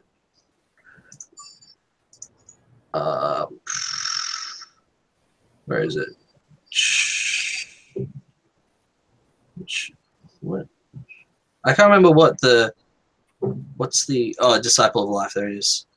And then 2 plus 1, so 13 health you just gained. So wait. So what are you doing? You're doing your healing word. Healing Wind. Yeah. Or healing word. Yeah. And then are you doing anything else with that too, or just your healing word? I might use my Gift of the Silver Flame on him. They're both, Can I use that? They're both Yeah. bonus actions. Oh, are they? Okay. Yeah. Well then, I'll just use the healing word.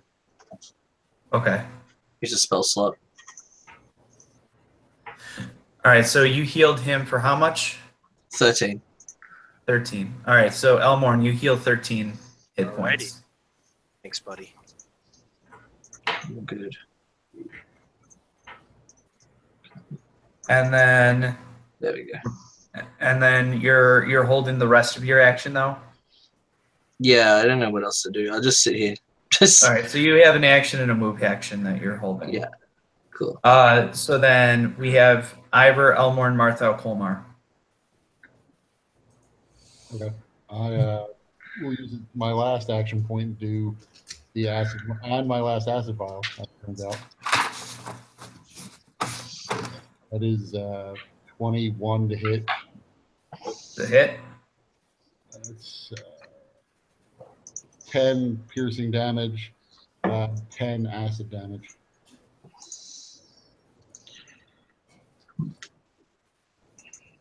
Okay. And my second arrow is a 23 to hit, 11 piercing damage.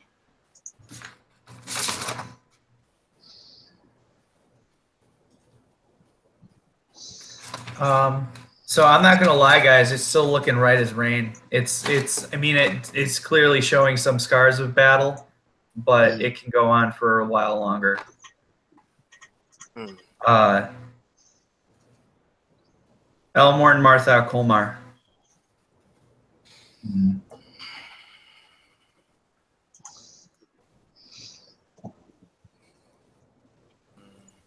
Then I will use a free action to pray for a miracle.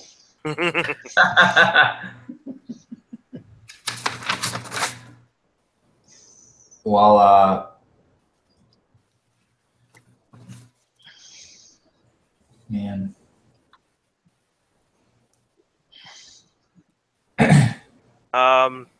So Elmorn is on the other side of us, right? So we're Yeah. So the Warforged is between you and Elmorn. all right. Kolmar's still far from it. Too far. Kolmar's just gonna shoot another fireball at it. Okay. 17. Miss.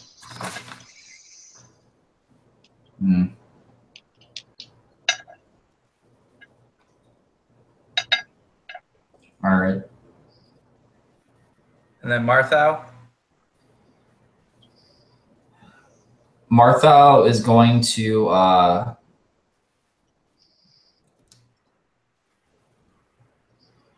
he's going to cast so he's going to cast Phantasmal Force on the Titan, and the Titan is now standing in a pool of what it perceives to be acid. So what's the saving throw for that? Intelligence. Okay. So has to beat a 15.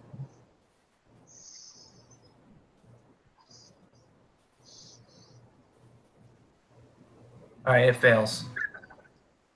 All right, so it takes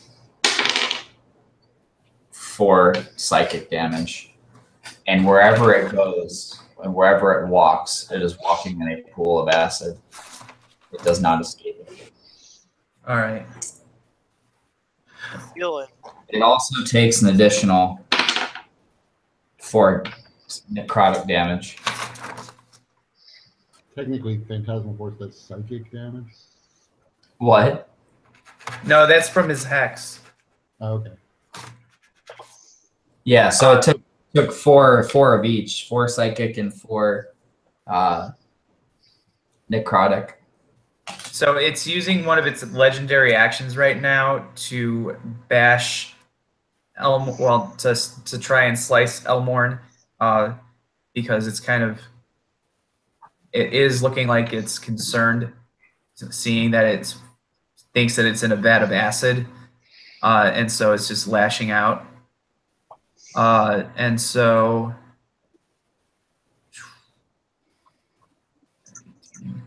18 hit you, Elmorn? That is my armor class. Okay.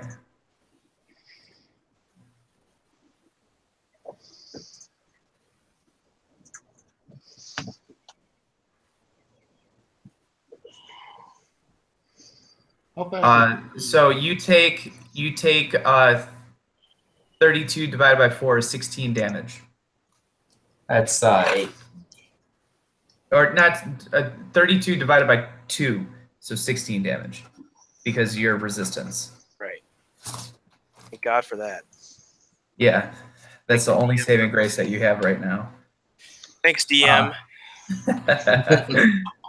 All right, Elmorn. I feel like the you're up. DM is telling us to run away because this. How fast is the train moving? It's slowing down significantly. Like it's almost stopped. Okay. Yeah, I feel like he's telling us to run because Brevan told us to run, and he's telling us it still looks okay. I think we'll be fine. It's- I have a it's not stupid exa- idea for next turn. It's not exactly okay. It is taking a huge amount of damage. I mean, you guys have anything else that you guys have faced before, had it taken the onslaught that you guys just dealt it, wouldn't have survived. Well, okay, but I just want to know, to Elmorn, is it noticeable that this thing just like could keep going? Because Yes. we've been fighting for a while. Like first all the Warforged on this train, and then this giant Titan that we were all, frightened by. And it's just like it's like an unstoppable monster, even though I'm an unstoppable monster and more mechanical unstoppable monster. So I feel like Elmorn would be getting desperate, impatient, wanting this thing to die, or wanting to come up with a new plan. So then what is Elmorn doing? Is he shouting to his comrades something? Is he continuing on with his original battle plan? Is he I don't know. continuing to grapple? Elmorn's too hard-headed, so he would be like stubborn about it. I don't think he would say anything to his comrades, but I feel like he might do something out of desperation. I don't know what though. But you said the train's like almost slowing down to a stop, right? Yeah, it's almost a stop right now. So it's like, is it even like if I were to throw this thing off the train, or at least attempt to, would it even affect it if we're going that slow? It's still a 15-foot drop. Oh, okay. But But the thing is, like, yeah, so to say, the thing is like 30 feet tall, so it wouldn't really hurt at all. 15 foot, it's like a half a step.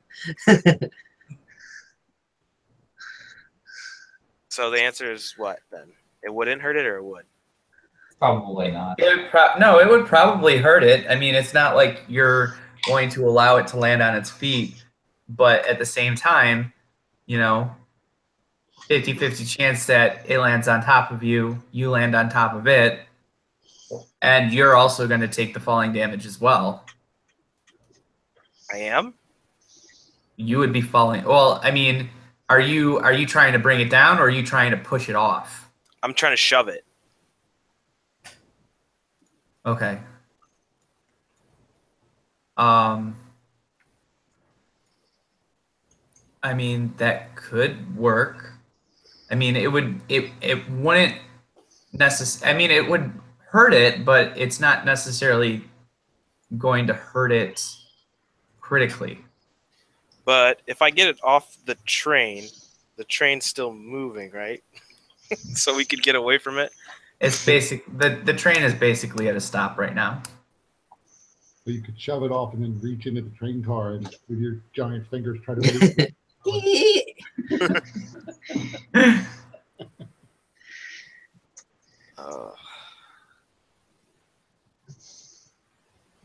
All right. I mean, also, there is, you guys do know that there are some Warforged in the engine cart, but you don't know the state of, what is inside of there.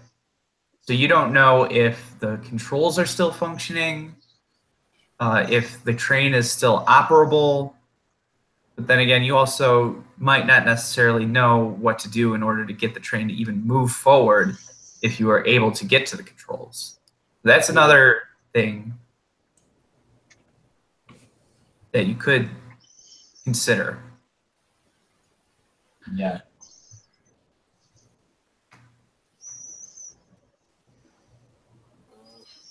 I don't know. What does anyone have any ideas what I should Can we do a team huddle and just break time for a second? Well, how many cars again from us to the engine car is there? So Elmorn and the Titan are on the engine cart. They're on the engine cart. Right. So we're on the cart beforehand. Yes. Roughly. I'm in the air, so. Yes. Okay. Could Petrie just like slip between their feet and just jump down into the cart, like into the engine room? Yeah. Yeah, Probably. probably get fucked up by Warforged. I mean, the Warforged can't take reactions because of true. what Marthow has done. Actually, no. Yeah, I think Petrie's going to do that when it comes around to my turn. But another stupid thought that came through Petrie's mind is there an off switch on the Warforged Titan? It's called killing. Even if there was, you would have no idea what it looks like or where to find it. Yeah. Okay. Are there any big red buttons? So, from all this onslaught that it's taken, are there any noticeable like weak spots? So the only thing that you notice is whatever active system that it had to protect its vitals is no longer functioning. So I know where its vitals are, or at least one of them. No, not that you know where its vitals are. Basically, its ability is as long as it's above half of its HP, it can't be hit with critical hits. Hint, hint. There you go. Fine. Then I'll go back to my original plan. Petrie did reserve his move and action, so. Yeah, so actually, Petrie, you could do that right now if you wanted. Find the red button. No, Go down. Dive Okay, through yeah. the legs and go into the engine cart. Yeah, I think I'll do that. Yeah. All right. What's in there? 4 Warforged. Yeah, that's fine. That seem to be, and then you also, so everything within the engine cart is completely charred, and still steaming. Some of the metal is still hot to the touch. Anything that was cloth or flesh has been completely turned to ash. You see the bones and ash of several people that were burned up in the initial blast, but largely the controls still seem to be intact. So it seems that whatever the Warforged did in there was only to disable the people that were driving the train. Right. And the 4 Warforged seem to be doing stuff within the train, and at the sound of you plopping into the room, they all turn to you, and there's a moment of kind of like, is this for real? and then they draw their weapons. Right. Okay. Well, I'll wait till my turn to start doing actions. Okay. Well, you still have your action. That was just your move. Okay. Well, then in that case. Did you hold your action as well?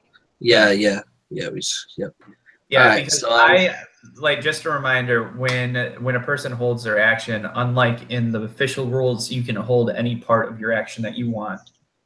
So if you want to hold your move, or if you want to hold your main action, or if you want to hold your bonus action, or if you want to hold a combination of them.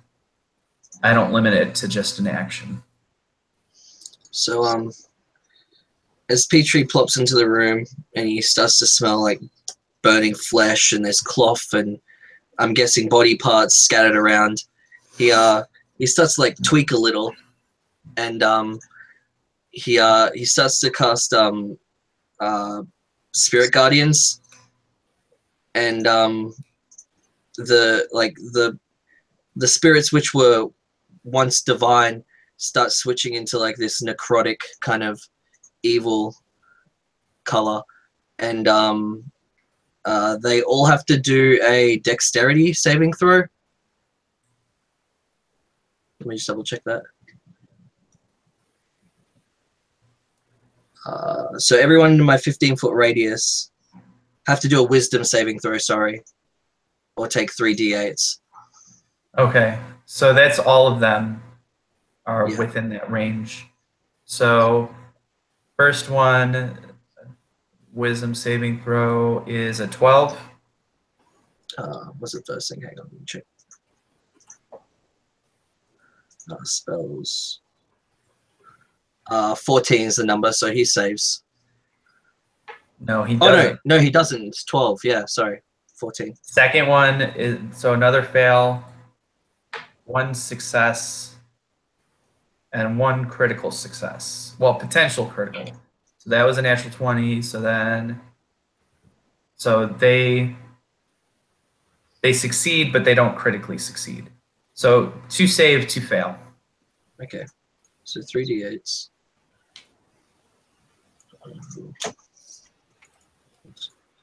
These.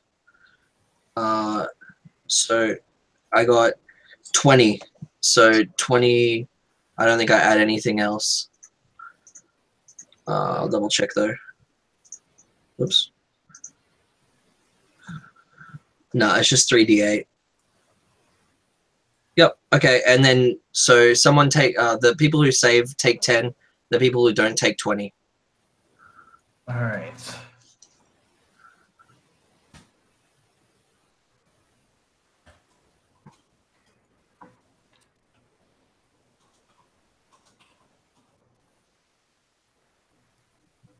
All right, so they're all very upset and hurt. The ones that missed the saving throw were particularly damaged, and it makes them hesitant to attack you outright because of this flash of energy that you unleash. And so they're kind of circling you cautiously, looking to potentially interrupt any further such attacks. Right. So then, I never got to take my turn. yeah, I know. Oh, okay. So Elmorn.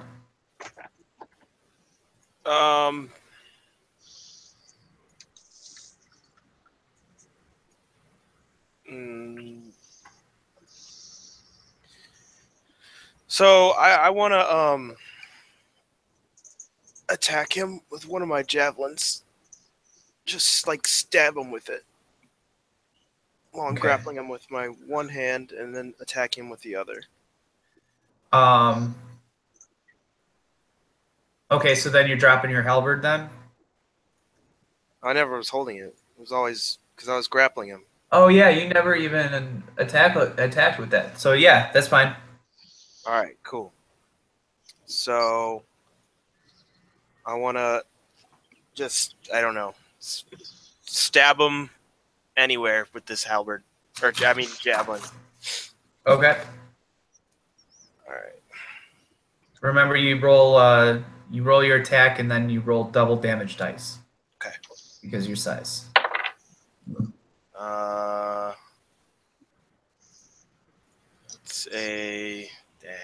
It's a 12. Yeah, it's a miss. Okay. I'll use my extra attack to try again. Okay. That one is a 23. That's a hit. And double damage. Okay.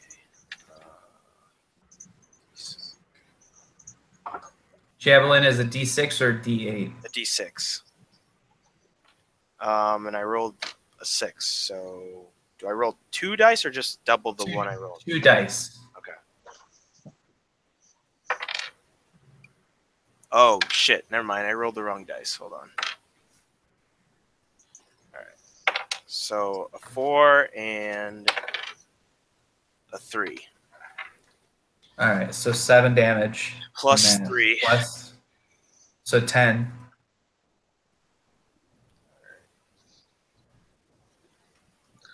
All right. So the Warforged Titan responds with a hammer fist and a slash of its axe arm against you, Elmorn. Okay. So first one is the hammer fist. That's a miss. Then with the axe arm, it's a 26. Ouch. So damage is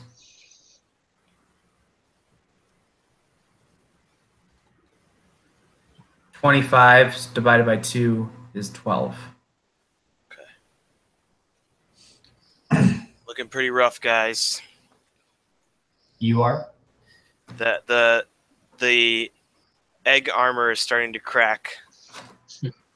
And then Petrie, it's your turn because when you last did your action, that was a held action. Okay. And then after you, the Warforged are gonna go. Yeah, Petrie's still tweaking, and he casts Spirit Guardians again. Okay. So Wisdom saving throws all around.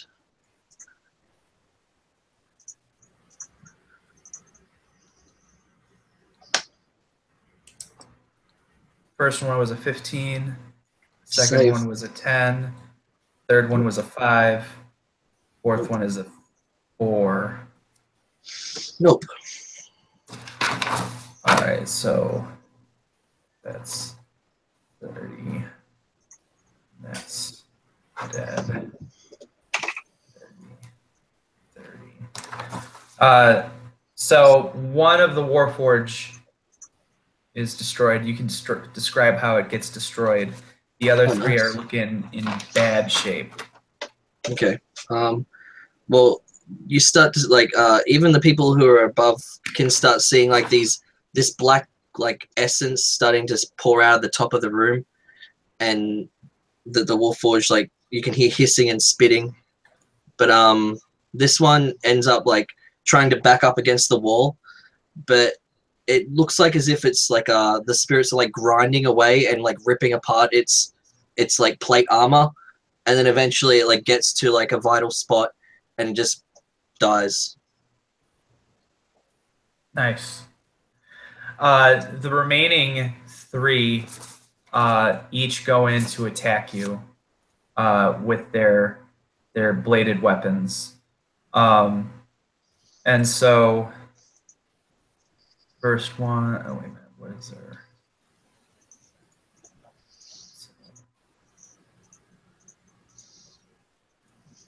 So first one is a 24. That's a hit. Second one is a 24. That's another hit. Third one is a critical. Potentially, potential critical hit. Does a 20 hit you? Yes. Oh, 20 is my number, yeah. So now, I think this might be the first time I've rolled a successful critical hit against one of you guys. So percentile dice was a 30. Plus another 2 hits as well. So you are knocked prone and disarmed, in addition to taking double max damage. So the first attack, and these guys are all barely clinging to life, by the way. We know how Warforged work. They're still fighting, yeah. You've pissed them off fairly badly. So the first attack, 10 hit points. Second attack, also 10 hit points. And then the third one is double max, which is 26. So you take 46 damage, you're knocked prone, and you're disarmed. Well, I'm still on my hit points, so I'm doing well. Good work, Petrie.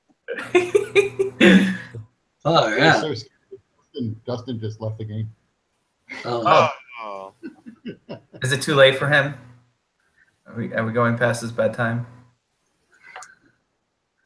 But you decided if he wasn't here, you can't kill him. Fair play.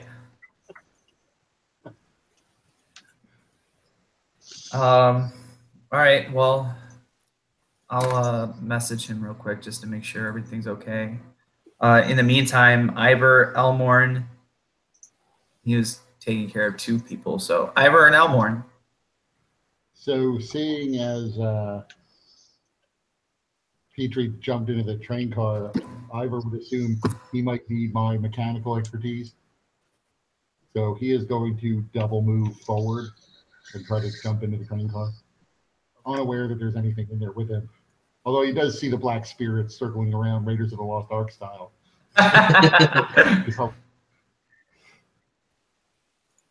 So yeah, you jump into the cart to see the scene that I described to Petrie with the ash and char over the entire train, and the bones of the people that were working in the cart.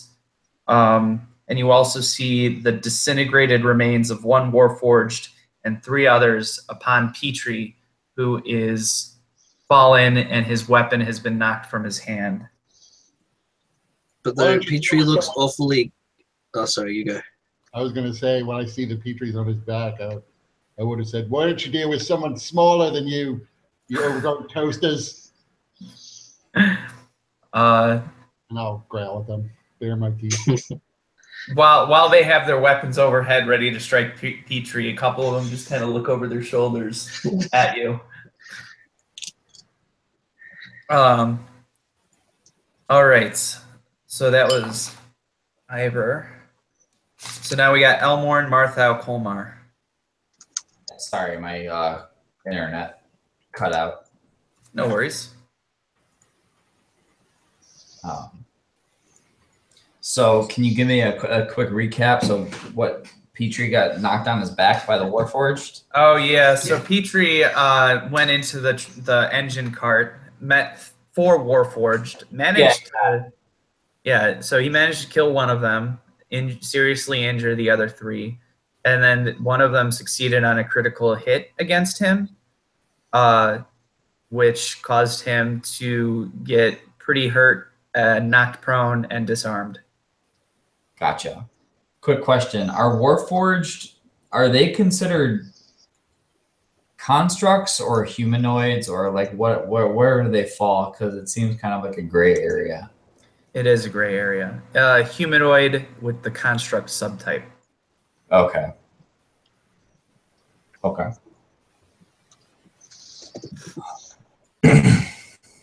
Spirit Guardians, by the way, I'm pretty sure is concentration. Is it? I think so. Well, there you go. I haven't used it. Oh, I thought when you did it again, I thought you recast it, Petrie. Yeah, I thought so too. That's what I did. Okay. It's a concentration spell. It does. Could have just Yeah, it does say concentration. Yeah. It lasts a while if you don't. You have to recast it. Well, I got knocked prone, so you know, I'll remember that for next time. Thanks, though, man. How does twin spelling work for concentration spells?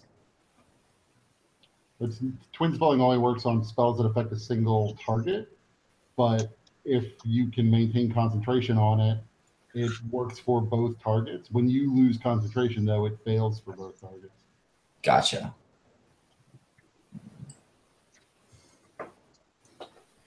All right.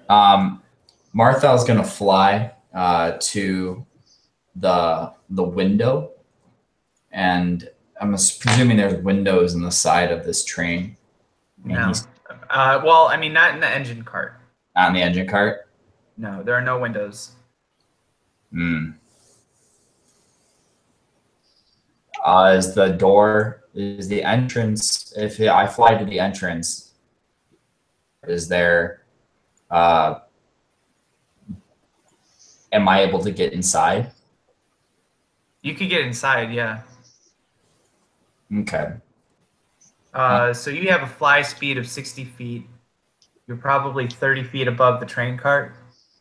And you are kind of towards the middle of the train cart prior to the engine cart, right? Yeah. That's kind of where you were flying. Yeah, that's about it. So that would put you about 30 feet above and 60 feet away from the hole in the train hole. Okay.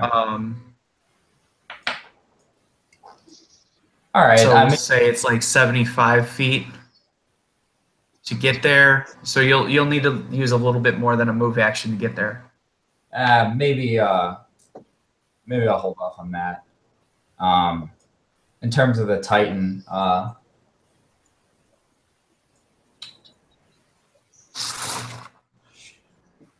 it's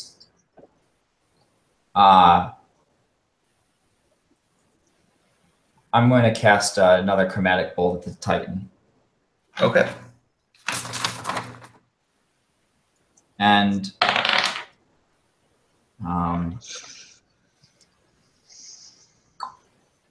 let's see, it's a 15, but I'm going to add, I'm going to use Ben Luck to add a D6 to that.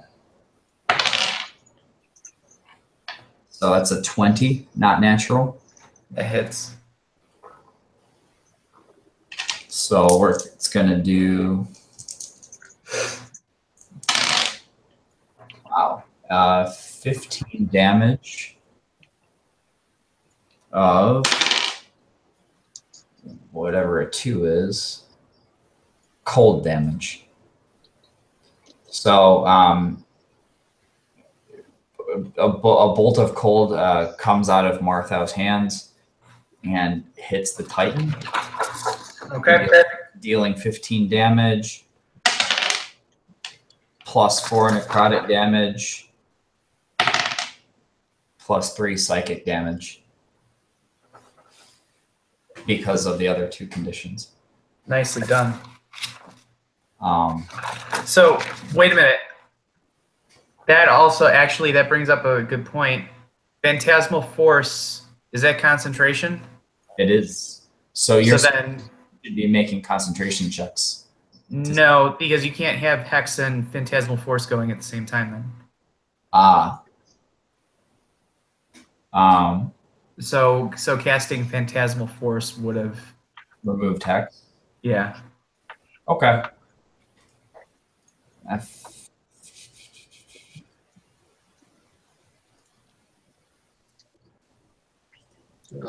Action point. That's fine. Just leave it off for now.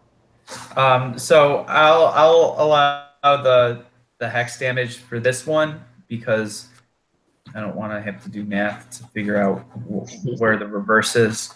But yeah, the hex is no longer active. That's fair. I'm going to use an action point to make a second chromatic bolt attack against it. Okay. And it's a 23. It's a hit. Does 7 lightning damage. All right. And then Kolmar is going to run across. Before you do that, this the Warforged Titan is using its legendary action to attack Elmorn again with its hammer fist. Leave me alone.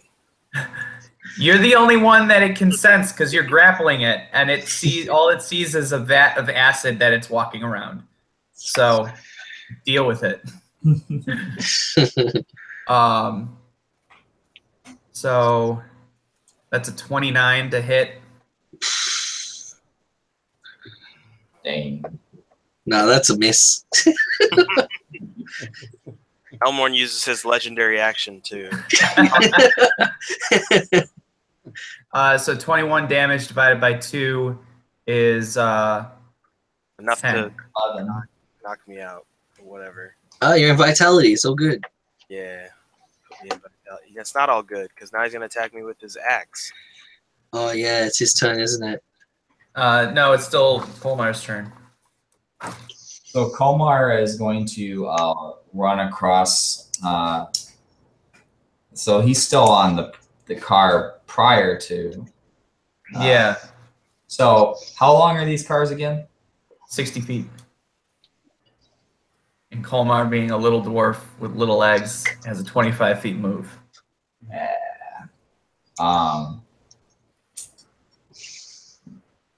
Yes, he does. But I don't know if he's used too many action points if he wants to book it. He's well, he's gonna jump. He's gonna jump on to the greased cart, and then he's going to just use move actions to try to get towards the as far as he can on the cart that Marthow is flying above. Okay.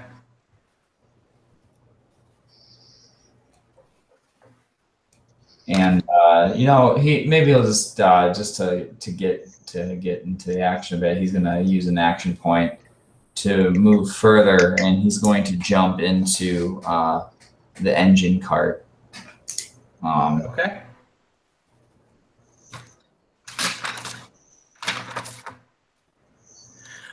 Alrighty, Elmorn, you're up. All right. Well, I'm battered, bruised, and bloody, and all my friends are abandoning me. So just a reminder, dispirited, if you're out of your hit points, you have disadvantage on attack rolls. Saving throws that other creatures make against your abilities have advantage, and you take 1 level of exhaustion. All right. Well, I am going to use my action to lay on hands myself for the full 30 points. So you're charging up. Charging So up. No longer dispirited. Still got your bonus action. What can I do with that? You tell me. I don't think anything. I don't have any spell slots left. Used my channel divinity. I can divine sense. Can you take out your halberd? Oh, actually, I can't even do that because that's an action. Anyway, what? Can I what? No. You're if you take out your halberd, you can use that as you can drop your javelin and take out your halberd if you want. We're still grappling. I'm gonna grapple this fool. All right. Well, you still have 2 action points if you want to use an action point to take an extra action. How about this? Since I'm on my last leg, I have nothing left. I'm pretty much spent. And I'm getting beat up. And this dude has used all his legendary actions against me. And it's time for Elmorn's legendary action. What do you say? Yeah. Can I use the last 2 action points to do something? Sell me on it. I want to attack him again. This time, though, if I hit, I want to spend the last 2 action points to first of all do this attack, and then second of all, if I hit, can I use the last action point to divine smite him?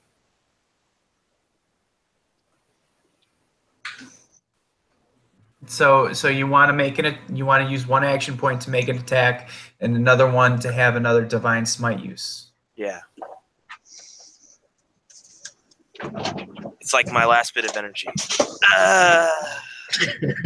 The final spirit bomb. Pretty much. I literally have 10 nothing. episodes for it. I literally have nothing. All right, here's what we're gonna do for that All right. to make it a little interesting.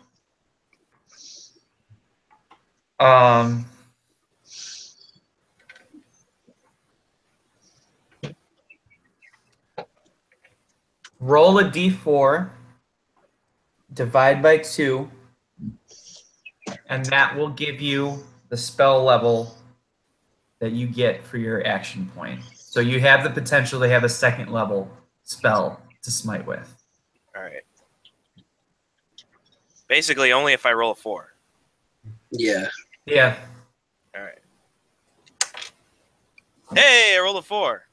Okay. So you have a 2nd level spell. So that's 3d8 smite damage. If right? I hit him. Mm-hmm. All right. So use 1 action point to actually attack him. Here we go. You get a hit. I think we're all about to be disappointed. I only rolled a 15. All right. You still haven't used your guidance, have you? No, I haven't. But if I rolled, I mean, what's this guy? You see, I don't know his armor class. So even For if I like roll 16. I'll tell you, it's in the realm of possibility. 4, all right, I'll use guidance. Come on, guidance. I rolled a 2. Just short. Uh, It's an 18 armor class. Oh. damn, the silver flame. Does this count as an attack action? So does that mean I have an extra attack? You do.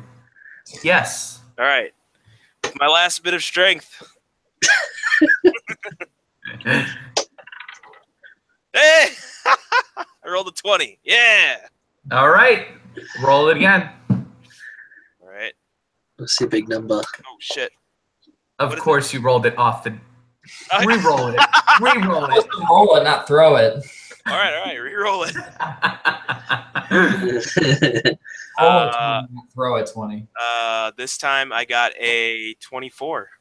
All right. So you confirm the critical. Which, wait, I was already doing double damage because I'm giant, right? Double. So roll your percentile. Roll a percentile. All right.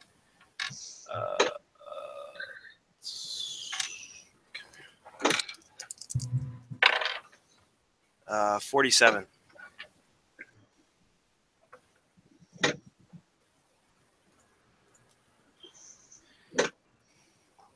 Roll a d4. A 4. Brutal. Nice. So the Warforged Titan is limited to either a move action, bonus action, or standard action for the next 4 rounds. Damn. In addition to taking double max damage, which is you're using your javelin, so that's 6. 2d6, so that's 12 times 2 is 24, and then your smite damage, which is 3d8, so that's 24, plus the times 2 is 48, which is a total of 72. 272 damage.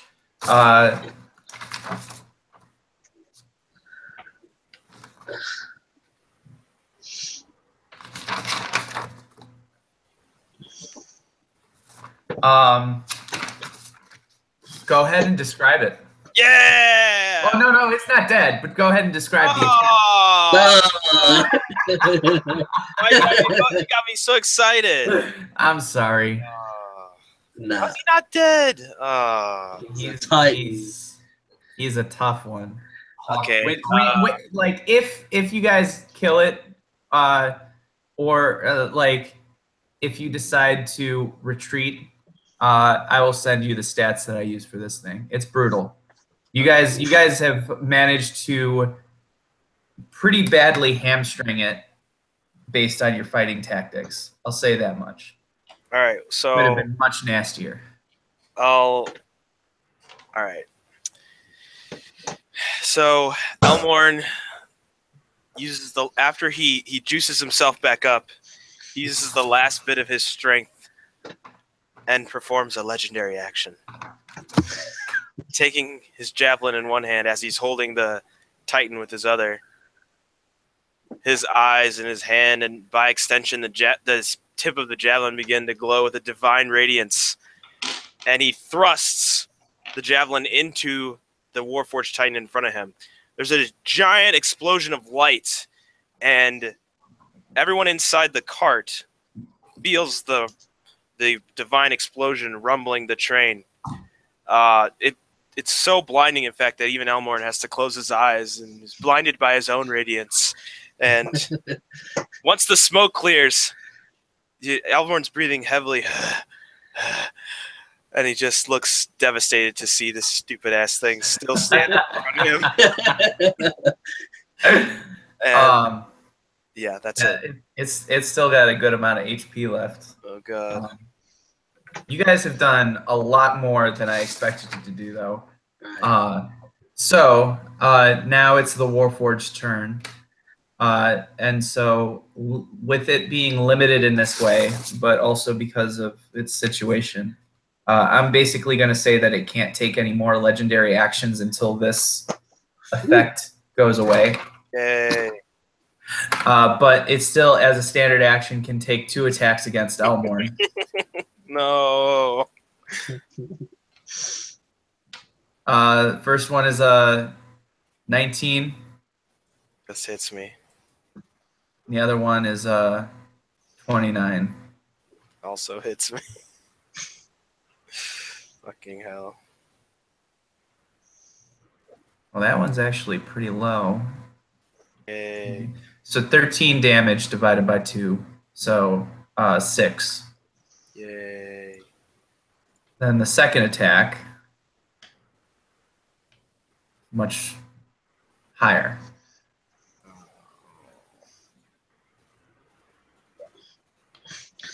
$35 divided by 2. Jesus fuck.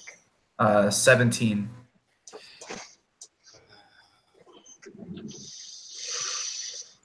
Okay. So you're out of vitality points, aren't you? Oh, No, he used lay on hands. healing hands. Yeah. Gave himself 30 extra hit points. So he's just hanging on right now. Got 7 left. And then Petrie, you're up. Warforged on deck. Everyone else in the hole. Okay. So there's 3 live, but barely alive, and I'm knocked prone without my sword. Right. Lucky I have another sword. You do? Yeah, I got the silver longsword. Oh, you do. Yes. Yeah, but I know this sword's so much more cool, so I go over to that sword and pick it up. Wait a minute. So you get up. You use half your move to get up, and then you basically just turn your back on the Warforged to walk away and pick up your sword. Yeah, it sounds like Petrie. Yeah. Potentially drawing attacks of opportunity. Yeah, that's Petrie. Can they take reactions? I thought they were permanently disabled from some curse. Wait, what? I thought they couldn't take reactions because. Oh yeah, they can't. No, they can. They can. The Warforged Titan can't because of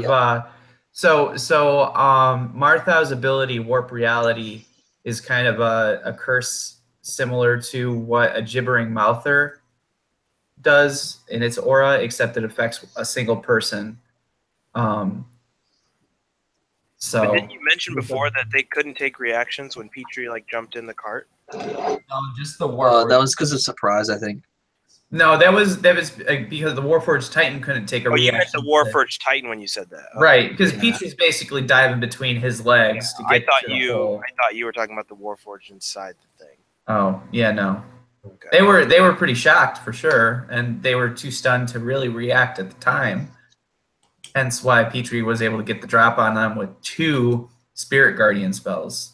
Nice.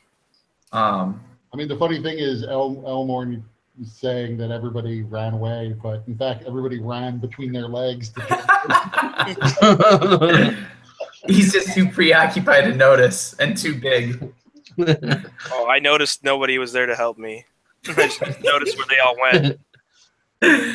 All right, so 2 of these Warforged are going to take their reactions to attack you, Petrie. Yep. 20 and That's a my 17. number. That's not my number. Okay. So 1 hits and rolled minimum damage, so you only take 4 damage. Oh yeah. And then Petrie picks up his sword, and the one which hit him, he just charges at with like this evil look in his eyes. He also laughs a little bit. He thinks it's funny. So I'm going to attack roll on that. Okay. And we have rolled a 18. That is hit. Very nice. And the attack on this one is a d8 plus 2, I'm pretty sure. Just kill it. Okay, yeah. So I plunge my cool sword into it, and it dies. I'm not sure what the sword does, but it's going to do something.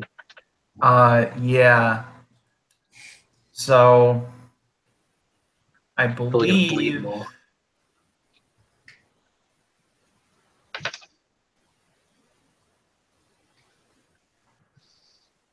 what was it that happened last time? I took damage, like 5 permanent hit points left, I think. Right. So now you have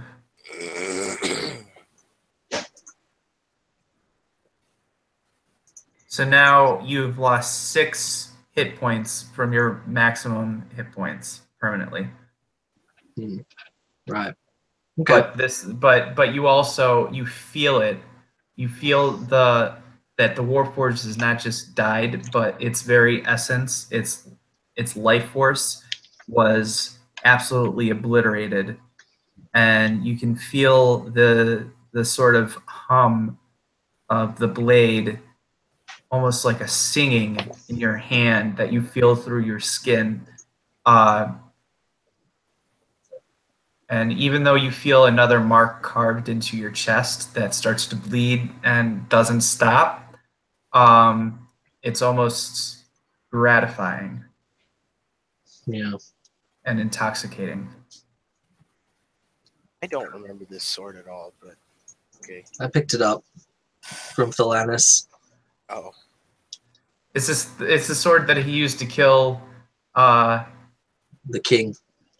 don't remind me. Rosald. Don't remind me. Gerald! King Gerald! The King Gerald!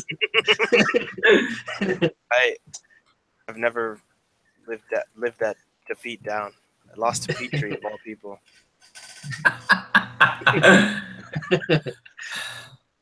And then Petrie like looks around the room, and he sees there's still another 2 alive, right? Yeah. He uses his action point to charge at another one, Okay. and so I'll do an attack roll. That is a 17, maybe. That's a hit. That's Right. a hit. Just And that one describe how blows it up. dies. Yeah, he just looks around, he smiles, and then pulls his sword out and runs over to that one, feeling because he's just drunk with this power at the moment. He charges into that one with the sword as well. How many more hit points do I lose? You lose another 6 hit points off your max HP. Fuck.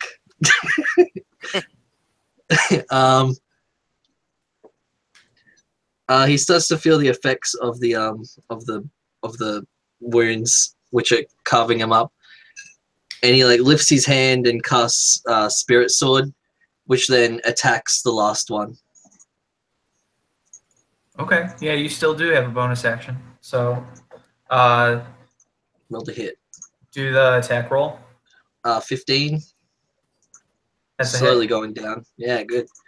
And that one just goes into his neck and just pushes all the way through. And Petrie just falls over and just starts laughing. All right. So, Eivar and Kolmar Yeah.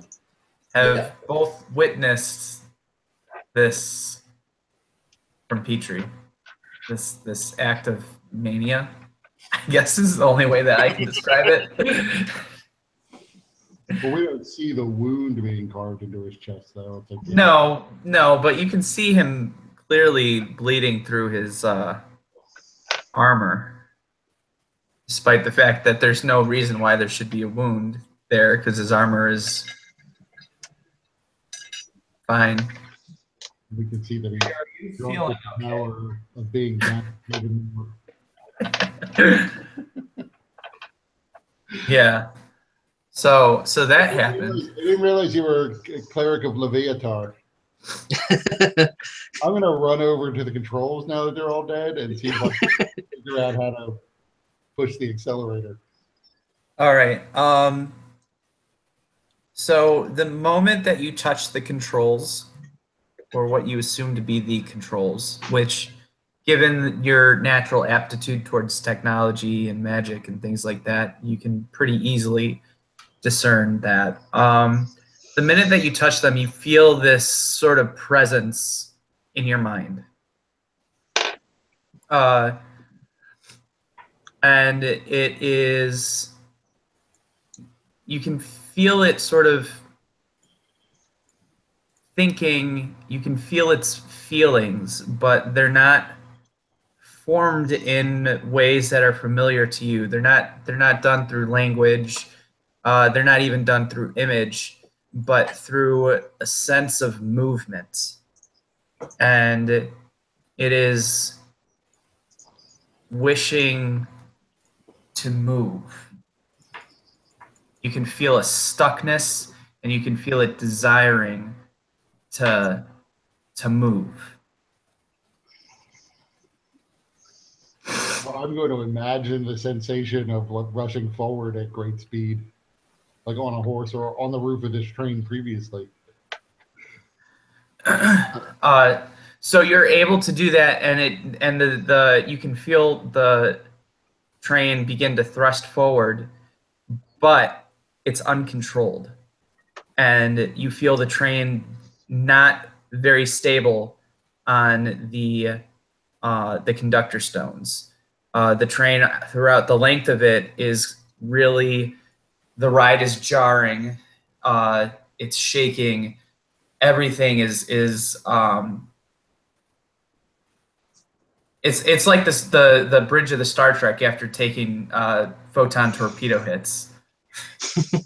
So we all have to pretend to throw ourselves side to side. Yes. And so actually, Elmorn, you get a benefit here. Your glue shoes are proving useful here. And so you're able to manage this, but the Warforged is having a bit more trouble. Yeah.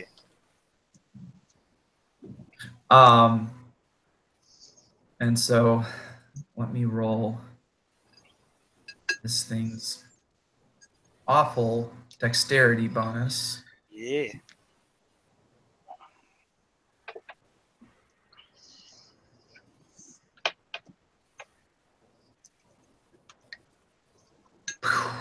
Yeah, it begins to lose its balance and starts to, looks like it's about to tumble off of the train. I take the opportunity to shove it. Okay. So then it falls. Aren't you gonna use a sentinel feat to stop it? What's that? Aren't you gonna use a sentinel feat to stop it from moving? Stop it from falling? Oh, fuck that.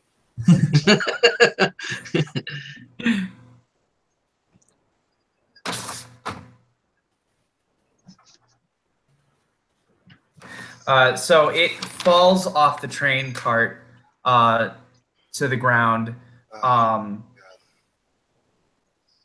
Elmorn, you're standing over it now from the train as the train begins to move, but it's shaking very badly. And then, so I guess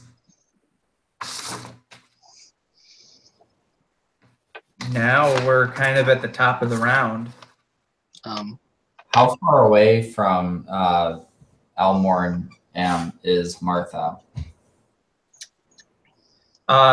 You're Still saying like 70-ish feet, or you're probably closer to 60 feet towards Elmorn. to get within touching range?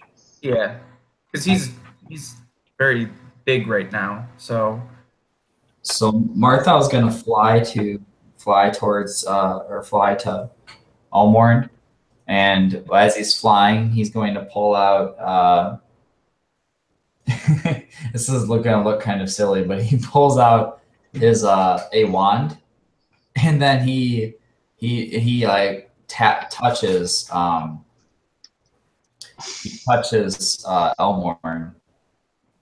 and Kolmar the fairy. yeah, he looks like Elmorn's very god. No, this is Marthow, not Kolmar. Yeah, this is Marthow. Sorry, Marthow looks like his fairy godfather. And I'm sacrificing my hit die to heal him.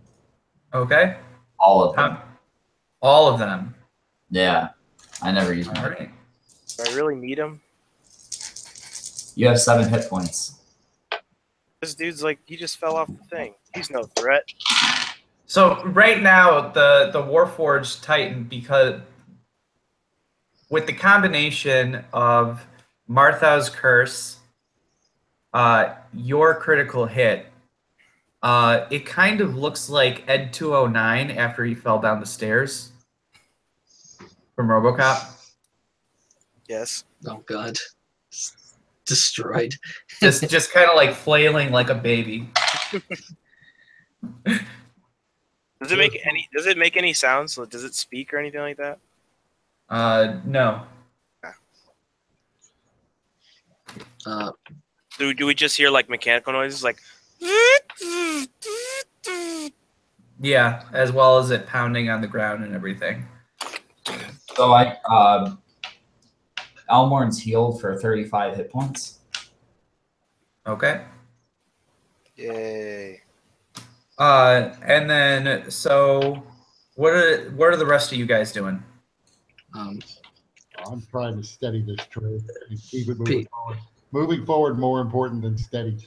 Okay, Petrie, so you're the unsteadiness is increasing. So I need an opposed charisma check from you.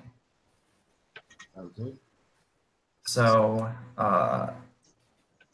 hold on. So I have to figure out this air elemental now and figure out what its bonus is going to be, and I want to write it down so I don't fudge. I got a 19. It got a 17. So you're able to steady the train a little bit. It's still very rocky, but it is moving forward and it is calming, but it's taking every ounce of your willpower to try and keep the train from going off of the conductor stones. If that happens, the entire train is going to derail and you'll have no hope of escaping at that point. No pressure. Only to make it like a mile or so, I think. As long as I'm not dealing with the Warforged Titan, I'm happy. Petrie sort of gets up and looks over Ivar's work, and he says, "I wonder how much a train can, how much damage a train can do to a Warforged. Any chance we could run it over?" If it jumps onto the tracks, maybe in front of us. I think that's not a very good idea, Petrie. And go ahead. Say such things. Petrie just smiles and then looks out of the like cart. Looks like he wants to climb out. So Elmorn, the Okay. train is slowly starting to push forward. And come to think, it levitates, so maybe not as much damage as I was originally thinking. What's that? I said that, come to think of it, the train levitates over these stones, so it wouldn't even be like wheels grinding over it. We just hit it. Yeah, true. Right. They're cool. So Elmorn, you're starting to slowly see the train pull away from the Warforged Titan. The Warforged Titan is starting to pull itself up, but it's doing so slowly. What are you doing? And you're feeling a very strong breeze emanating from the elemental ring behind you as well. So, Are these clues as to what I can do? no, I'm just setting the scene. Oh, okay. And maybe if you want to use them as clues, I don't know. Like I said, literally spent. I have nothing. But you're saying there's a strong breeze from an elemental ring behind me? Yeah, the elemental ring surrounding the engine cart that you're standing on. Okay. And the Warforged is getting up. It's pulling away. You can see in the distance from the back of the train, some of the flying Warforged are coming forward. You could jump off the train and stab the halberd into him like Ober and Martell style. Oof. But then you might end up like Ober and Martell. I was gonna say. Also, the train will probably leave without me. Oh no! We've got to like go fast because the Warforged could probably just like bust the back part of the train, and that means there's a lot of people dead, and most likely Brevan. Actually, let's just do it. Let all the people die, and Brevan. Don't listen to Petrie. As much as I like dead people, that's not a good idea. So what is this? Well, you guys don't even know because there are no windows in this train cart. Right. In the What engine cart. What does this elemental ring like actually do? It binds the elemental that drives the train, and it looks sort of like the picture I have up. Okay. So Can Kolmar is like a smart guy or a smart dwarf. Can he use lend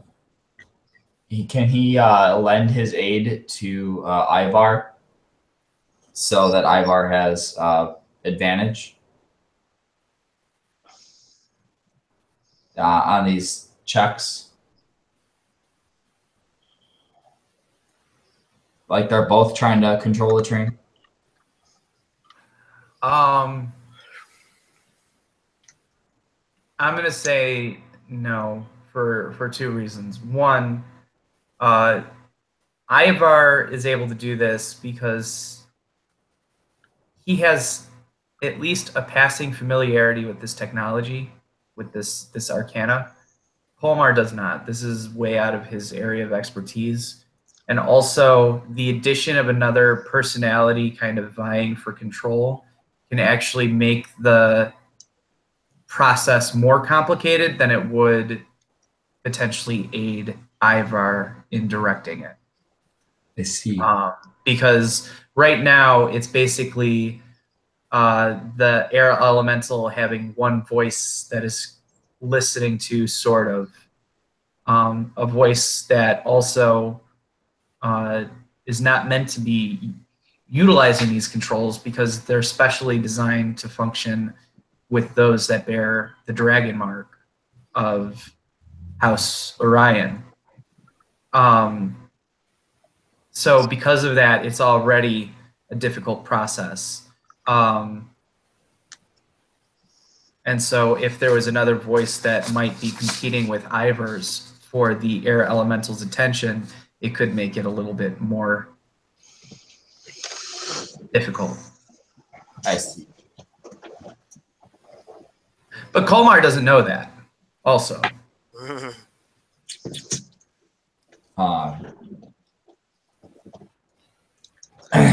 Maybe Eivar would tell us. You know that as a player now because I described it to you. But Kolmar himself doesn't know that. Kolmar would see, presumably he sees Eivar like having probably his eyes closed, and like it looks like he's in thought at least. Eivar, is that how you're looking? I would actually be. I mean, I don't know what the controls look like. I was sort of expecting there to be something to do with the controls themselves as opposed to like a purely mental process. So I would be trying to decipher whatever it is I'm grabbing onto. It would be white knuckling the control panel though, since we're rocking back and forth, so that he doesn't get like thrown away from the control panel.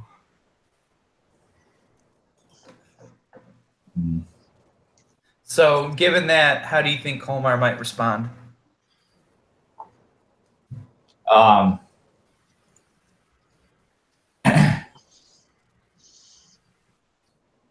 Kolmar might try to see if he could do anything to like help steady him. Not much of a he's not much of a fighter or bruiser. I feel like Kolmar would look for things to grease. And then Yeah, I was imagining him complaining about the room he's in and how like messed up it is. I mean, the room is pretty dismal. I wasn't going to say anything, but Kolmar is temporarily greased out for the moment. I imagine Kolmar would be like, yeah, this is just the kind of working environment I'm used to. Exactly what I'm wanting in a workspace. Feels like home. Plenty of dead bodies laying around. Yeah, some skeleton. All the dirt and grime from the charring. Eivar, you want me to hold you? No, I'm good. I don't know that you'd help me out by trying to steady me. What with the grease puddle you'd leave behind? All right. So actually, Eivar, that bit of talking was actually strenuous enough that we need to do another opposed check to make sure to see how well you're studying this. 17. 18. So the rocking is getting a little bit worse now. It's not derailment worse yet, but so that brief lapse in your concentration to listen to Kolmar and to respond causes the train to suddenly go back to dodging photon torpedoes. So is there anything that I can do with this elemental ring that won't fuck us over? that seems obvious to Elmorn. No. Okay, great. So instance of war, battle, needing to break things, you're there. Yeah. This, not your Not your area. Yeah. Well, then I just look at the Warforged and I say, "Sayonara, sucker!" as we start pulling away. All right. So by this time, it's managed to fully get up, and actually, Petrie, you get a bonus action point for next session, because exactly what you described was what I had in my head as to how this finishes out. Great. So the Warforged Titan does punch one of the cars.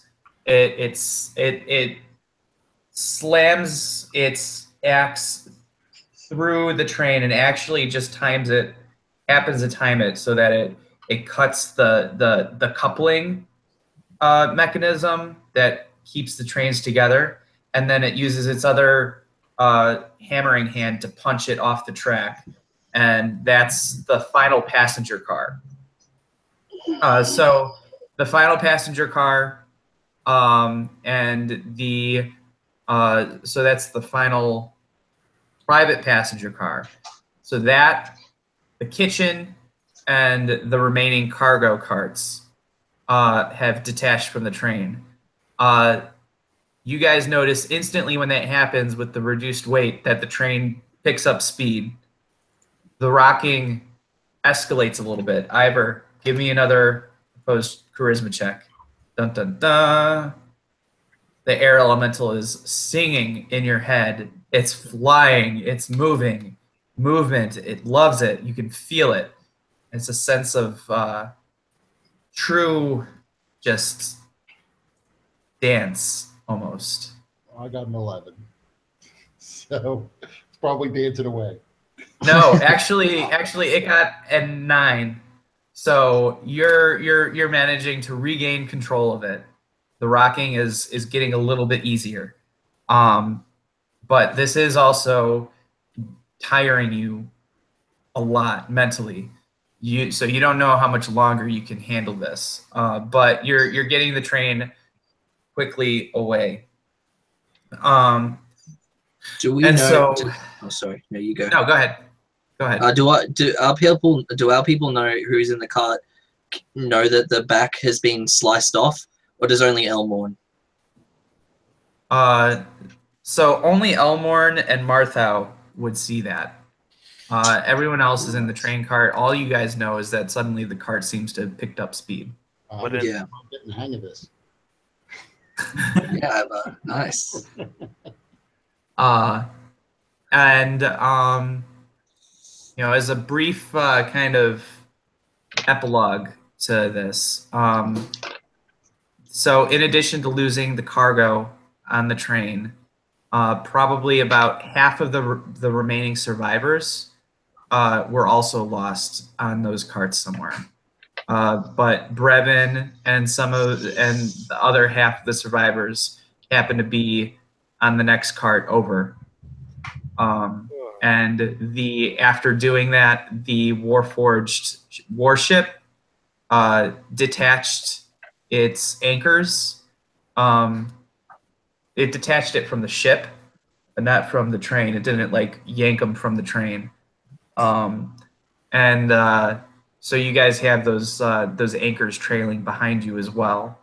And the Warforged ship then goes to inspect what's left behind on the train. What about the damage to the Warforged ship? So Elmorn and Marthow, give me perception checks.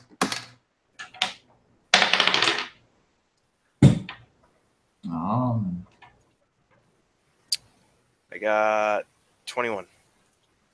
I got a 10. But all right. So Elmorn, you can clearly see that the movement of the Warforged ship is kind of janky.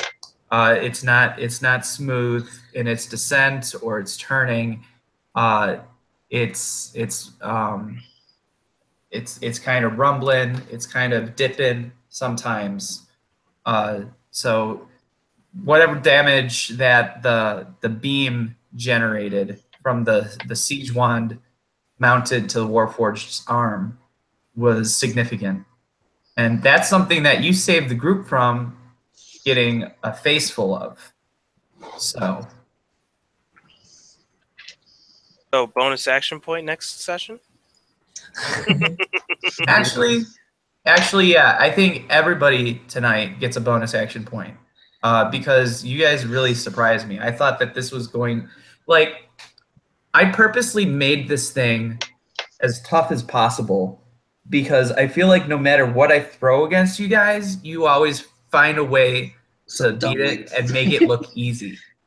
So I purposely went all out. I'm like, there's no way that you guys are gonna beat this. And I literally built this encounter thinking, I don't know how you guys are gonna do it, and I'm okay with that. So surprise me. You guys may die. You guys may run away. You guys may find a way out. I don't know. I didn't have a solution plan. And I put Brevan in there to kind of be a voice of reason, knowing that you guys are going to ignore him. Yeah. That's what we do best. And if Kolmar was like, if Kolmar would have said, let's just do it anyway, just in spite of Brevan, knowing Kolmar. Yeah. Yeah. So I'm really surprised. I thought that there was going to be at least one character death from this thing. But you guys really did. You fought it in a way where you hampered a lot of its abilities that I'd specifically designed against you guys without even knowing that. Would have been nice to hamper some of those legendary actions, guys. Elmorn would have appreciated it. So, the Warforged Titan is still alive. It's still functional. So there's a possibility, if you guys cross these guys again, that the Warforged Titan will be back. There's also a possibility that it will be stronger. But this is where we can do this, because there are some abilities that didn't get revealed from the Warforged Titan because it was hampered, and there were some other things that I didn't get to. So I can either send you guys the stats to see what it is that you guys took on and survived, and then you guys will know that it'll be slightly changed and a bit stronger next time, or we can keep it under wraps and it might not get too much stronger. I think keeping it under wraps. That's what I was gonna say. Because we can upgrade our Titan as well, so you know. The Egg Titan. Yes, I'm down with under wraps. Okay. So I know it's pretty late. I don't want to keep you guys too much longer, but if you guys wanted to share some final thoughts about tonight's game session, what you guys were thinking, how you guys liked it, if there's anything that maybe I could have done better or handled differently.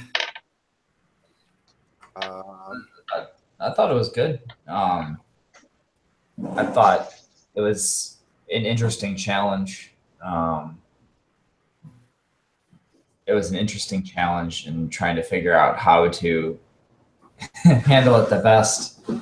Unfortunately, we only have one real, I mean, besides Petrie, but Elmorn's like the tank, so he gets to deal the brunt of the blows.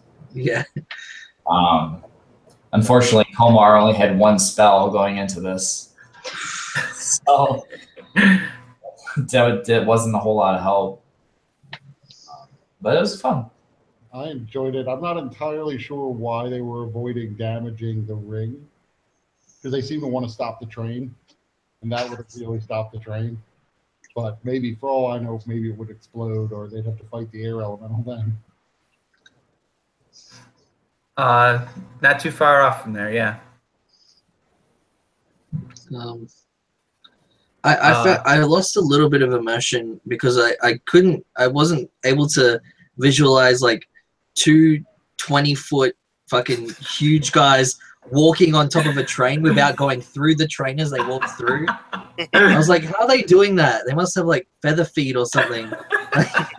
Also, remember that when Elmorn was enlarged before, just a single time, he was 1,200 pounds. you know, 8 times my body weight.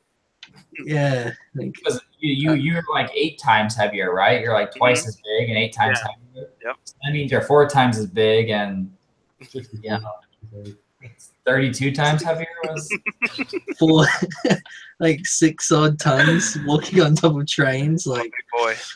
Yeah, That's so just- he was 1,200 pounds now, and say he was at least twice as heavy. Yeah, he was at least 2,400 pounds, like walking on the train. Like, I don't know what that train's made of. That just speaks to the craftsmanship of what the collaboration between House Orion and House Cannith can do. I was just blown out. Other than that, it was we didn't do truly much epic. walking after I grappled him. We just stood there and hugged each other. There were times when I was like figuring out, like when Marthow started flying, I immediately went to the old question of, you're on a train and it's moving, let's say 30 miles an hour this way, you start flying, you move 60. Are you moving 60 relative to the train or relative to the ground? Does the train suddenly just shoot under your feet because you're too slow? Yeah, I kept that as like Mega Man side scroller logic. Yeah. He was staying relative to the train. The screen No, that's propelled cool. him forward. And then the train started to slow down. I'm like, wait, now can you fly like super fast faster? Oh, and that never occurred to me. I didn't think about that. Had anybody mentioned it right when I like started, then I probably Fly up. I probably would have stayed out. But I'm so glad that wasn't mentioned and to give me an extra headache to kind of consider. Jesus Christ. Now I have to take relativity into this. And I also found myself sort of wishing there were mountains on this route so we could at least find a tunnel. Ooh, yeah, that'd be cool. oh, yes, that would have been interesting. Oh, I missed the opportunity. I mean, we were in the middle of like the plains. Right. Yeah. Yeah. Unless we rode through like an Indian burial mound, which Maybe for a moment it's like the L track where it just dips into Khyber for a short stint before Oh, coming wow. back up. For whatever reason, that would happen. I don't know. No, but that was cool. It was epic. We always do crazy stuff. It was good.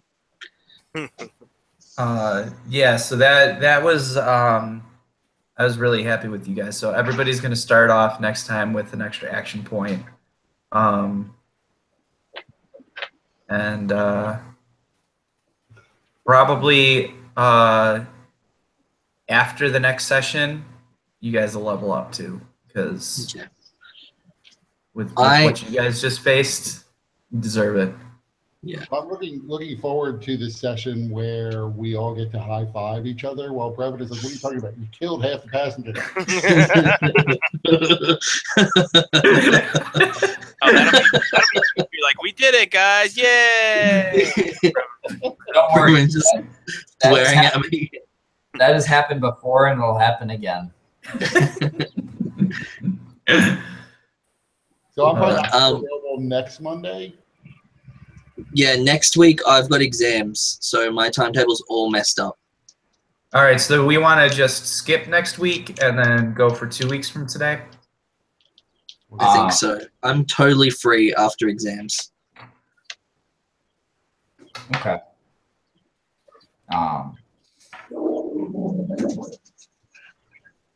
Yeah, I could also do Sunday, which I guess would be Monday. That would probably wouldn't be good for you, Brendan. Yeah, no, next week is a mess. Oh, yeah, I'll be traveling Sunday as well, actually. So yeah, maybe let's continue the week after. Well, actually, so that would be, The 25th. yeah, I'm going to be out of town. I'm going to Europe Whoa. from the 23rd through October 1st. So I'm going to be gone like all that week. Oh yeah, congrats again, dude. I didn't get to tell you in person. Oh, thank you. I got Oh, engaged. yeah, you got engaged. Yeah, I heard about that. That's super cool, man. Yep. All right. What about a different day next week? Brendan, are there any days next week that you're not super crazy with exams, or Kurt, that you're in town and able to do it? Other than Sunday and Monday, I could do any of the days. So Sunday and Monday. I've got Friday. Yeah. Your Friday, which is our My Thursday. Friday is your Thursday. Yeah. Thursday next week. Yeah. I wouldn't be able to do Thursday. Tuesdays and Thursdays are really the only no days for me because I got rugby practice. Yeah. I could do Friday evening, which would be Brendan's Saturday. I can do that. Yeah, definitely. All right. Are any you guys free for next Friday? Next Friday, the Is it 22nd. 20th? Yeah. Yeah. I am not. I'm flying out that night. Oh, okay. What about this Friday? This Friday, I'm good. I can do this Friday. Next Friday, I'm not. Ano? Anu or Ano? I said I know. This, I was very conscientious about that. this Friday? Yeah. I can do this Friday. Cool. I will need to double check with Lisa since she's working night shift now, and so she should be off that night, and so she may want to do something. But I can email you guys tomorrow and let you know. Okay. Sounds good. I keeps posted. Yep. And then would anybody be able to do a little bit earlier in the day? I know it's kind of wonky with you, Brendan, because you're. That just means earlier for me. Yeah. Depends on what time you mean earlier. Like, by would the- would you guys be okay with like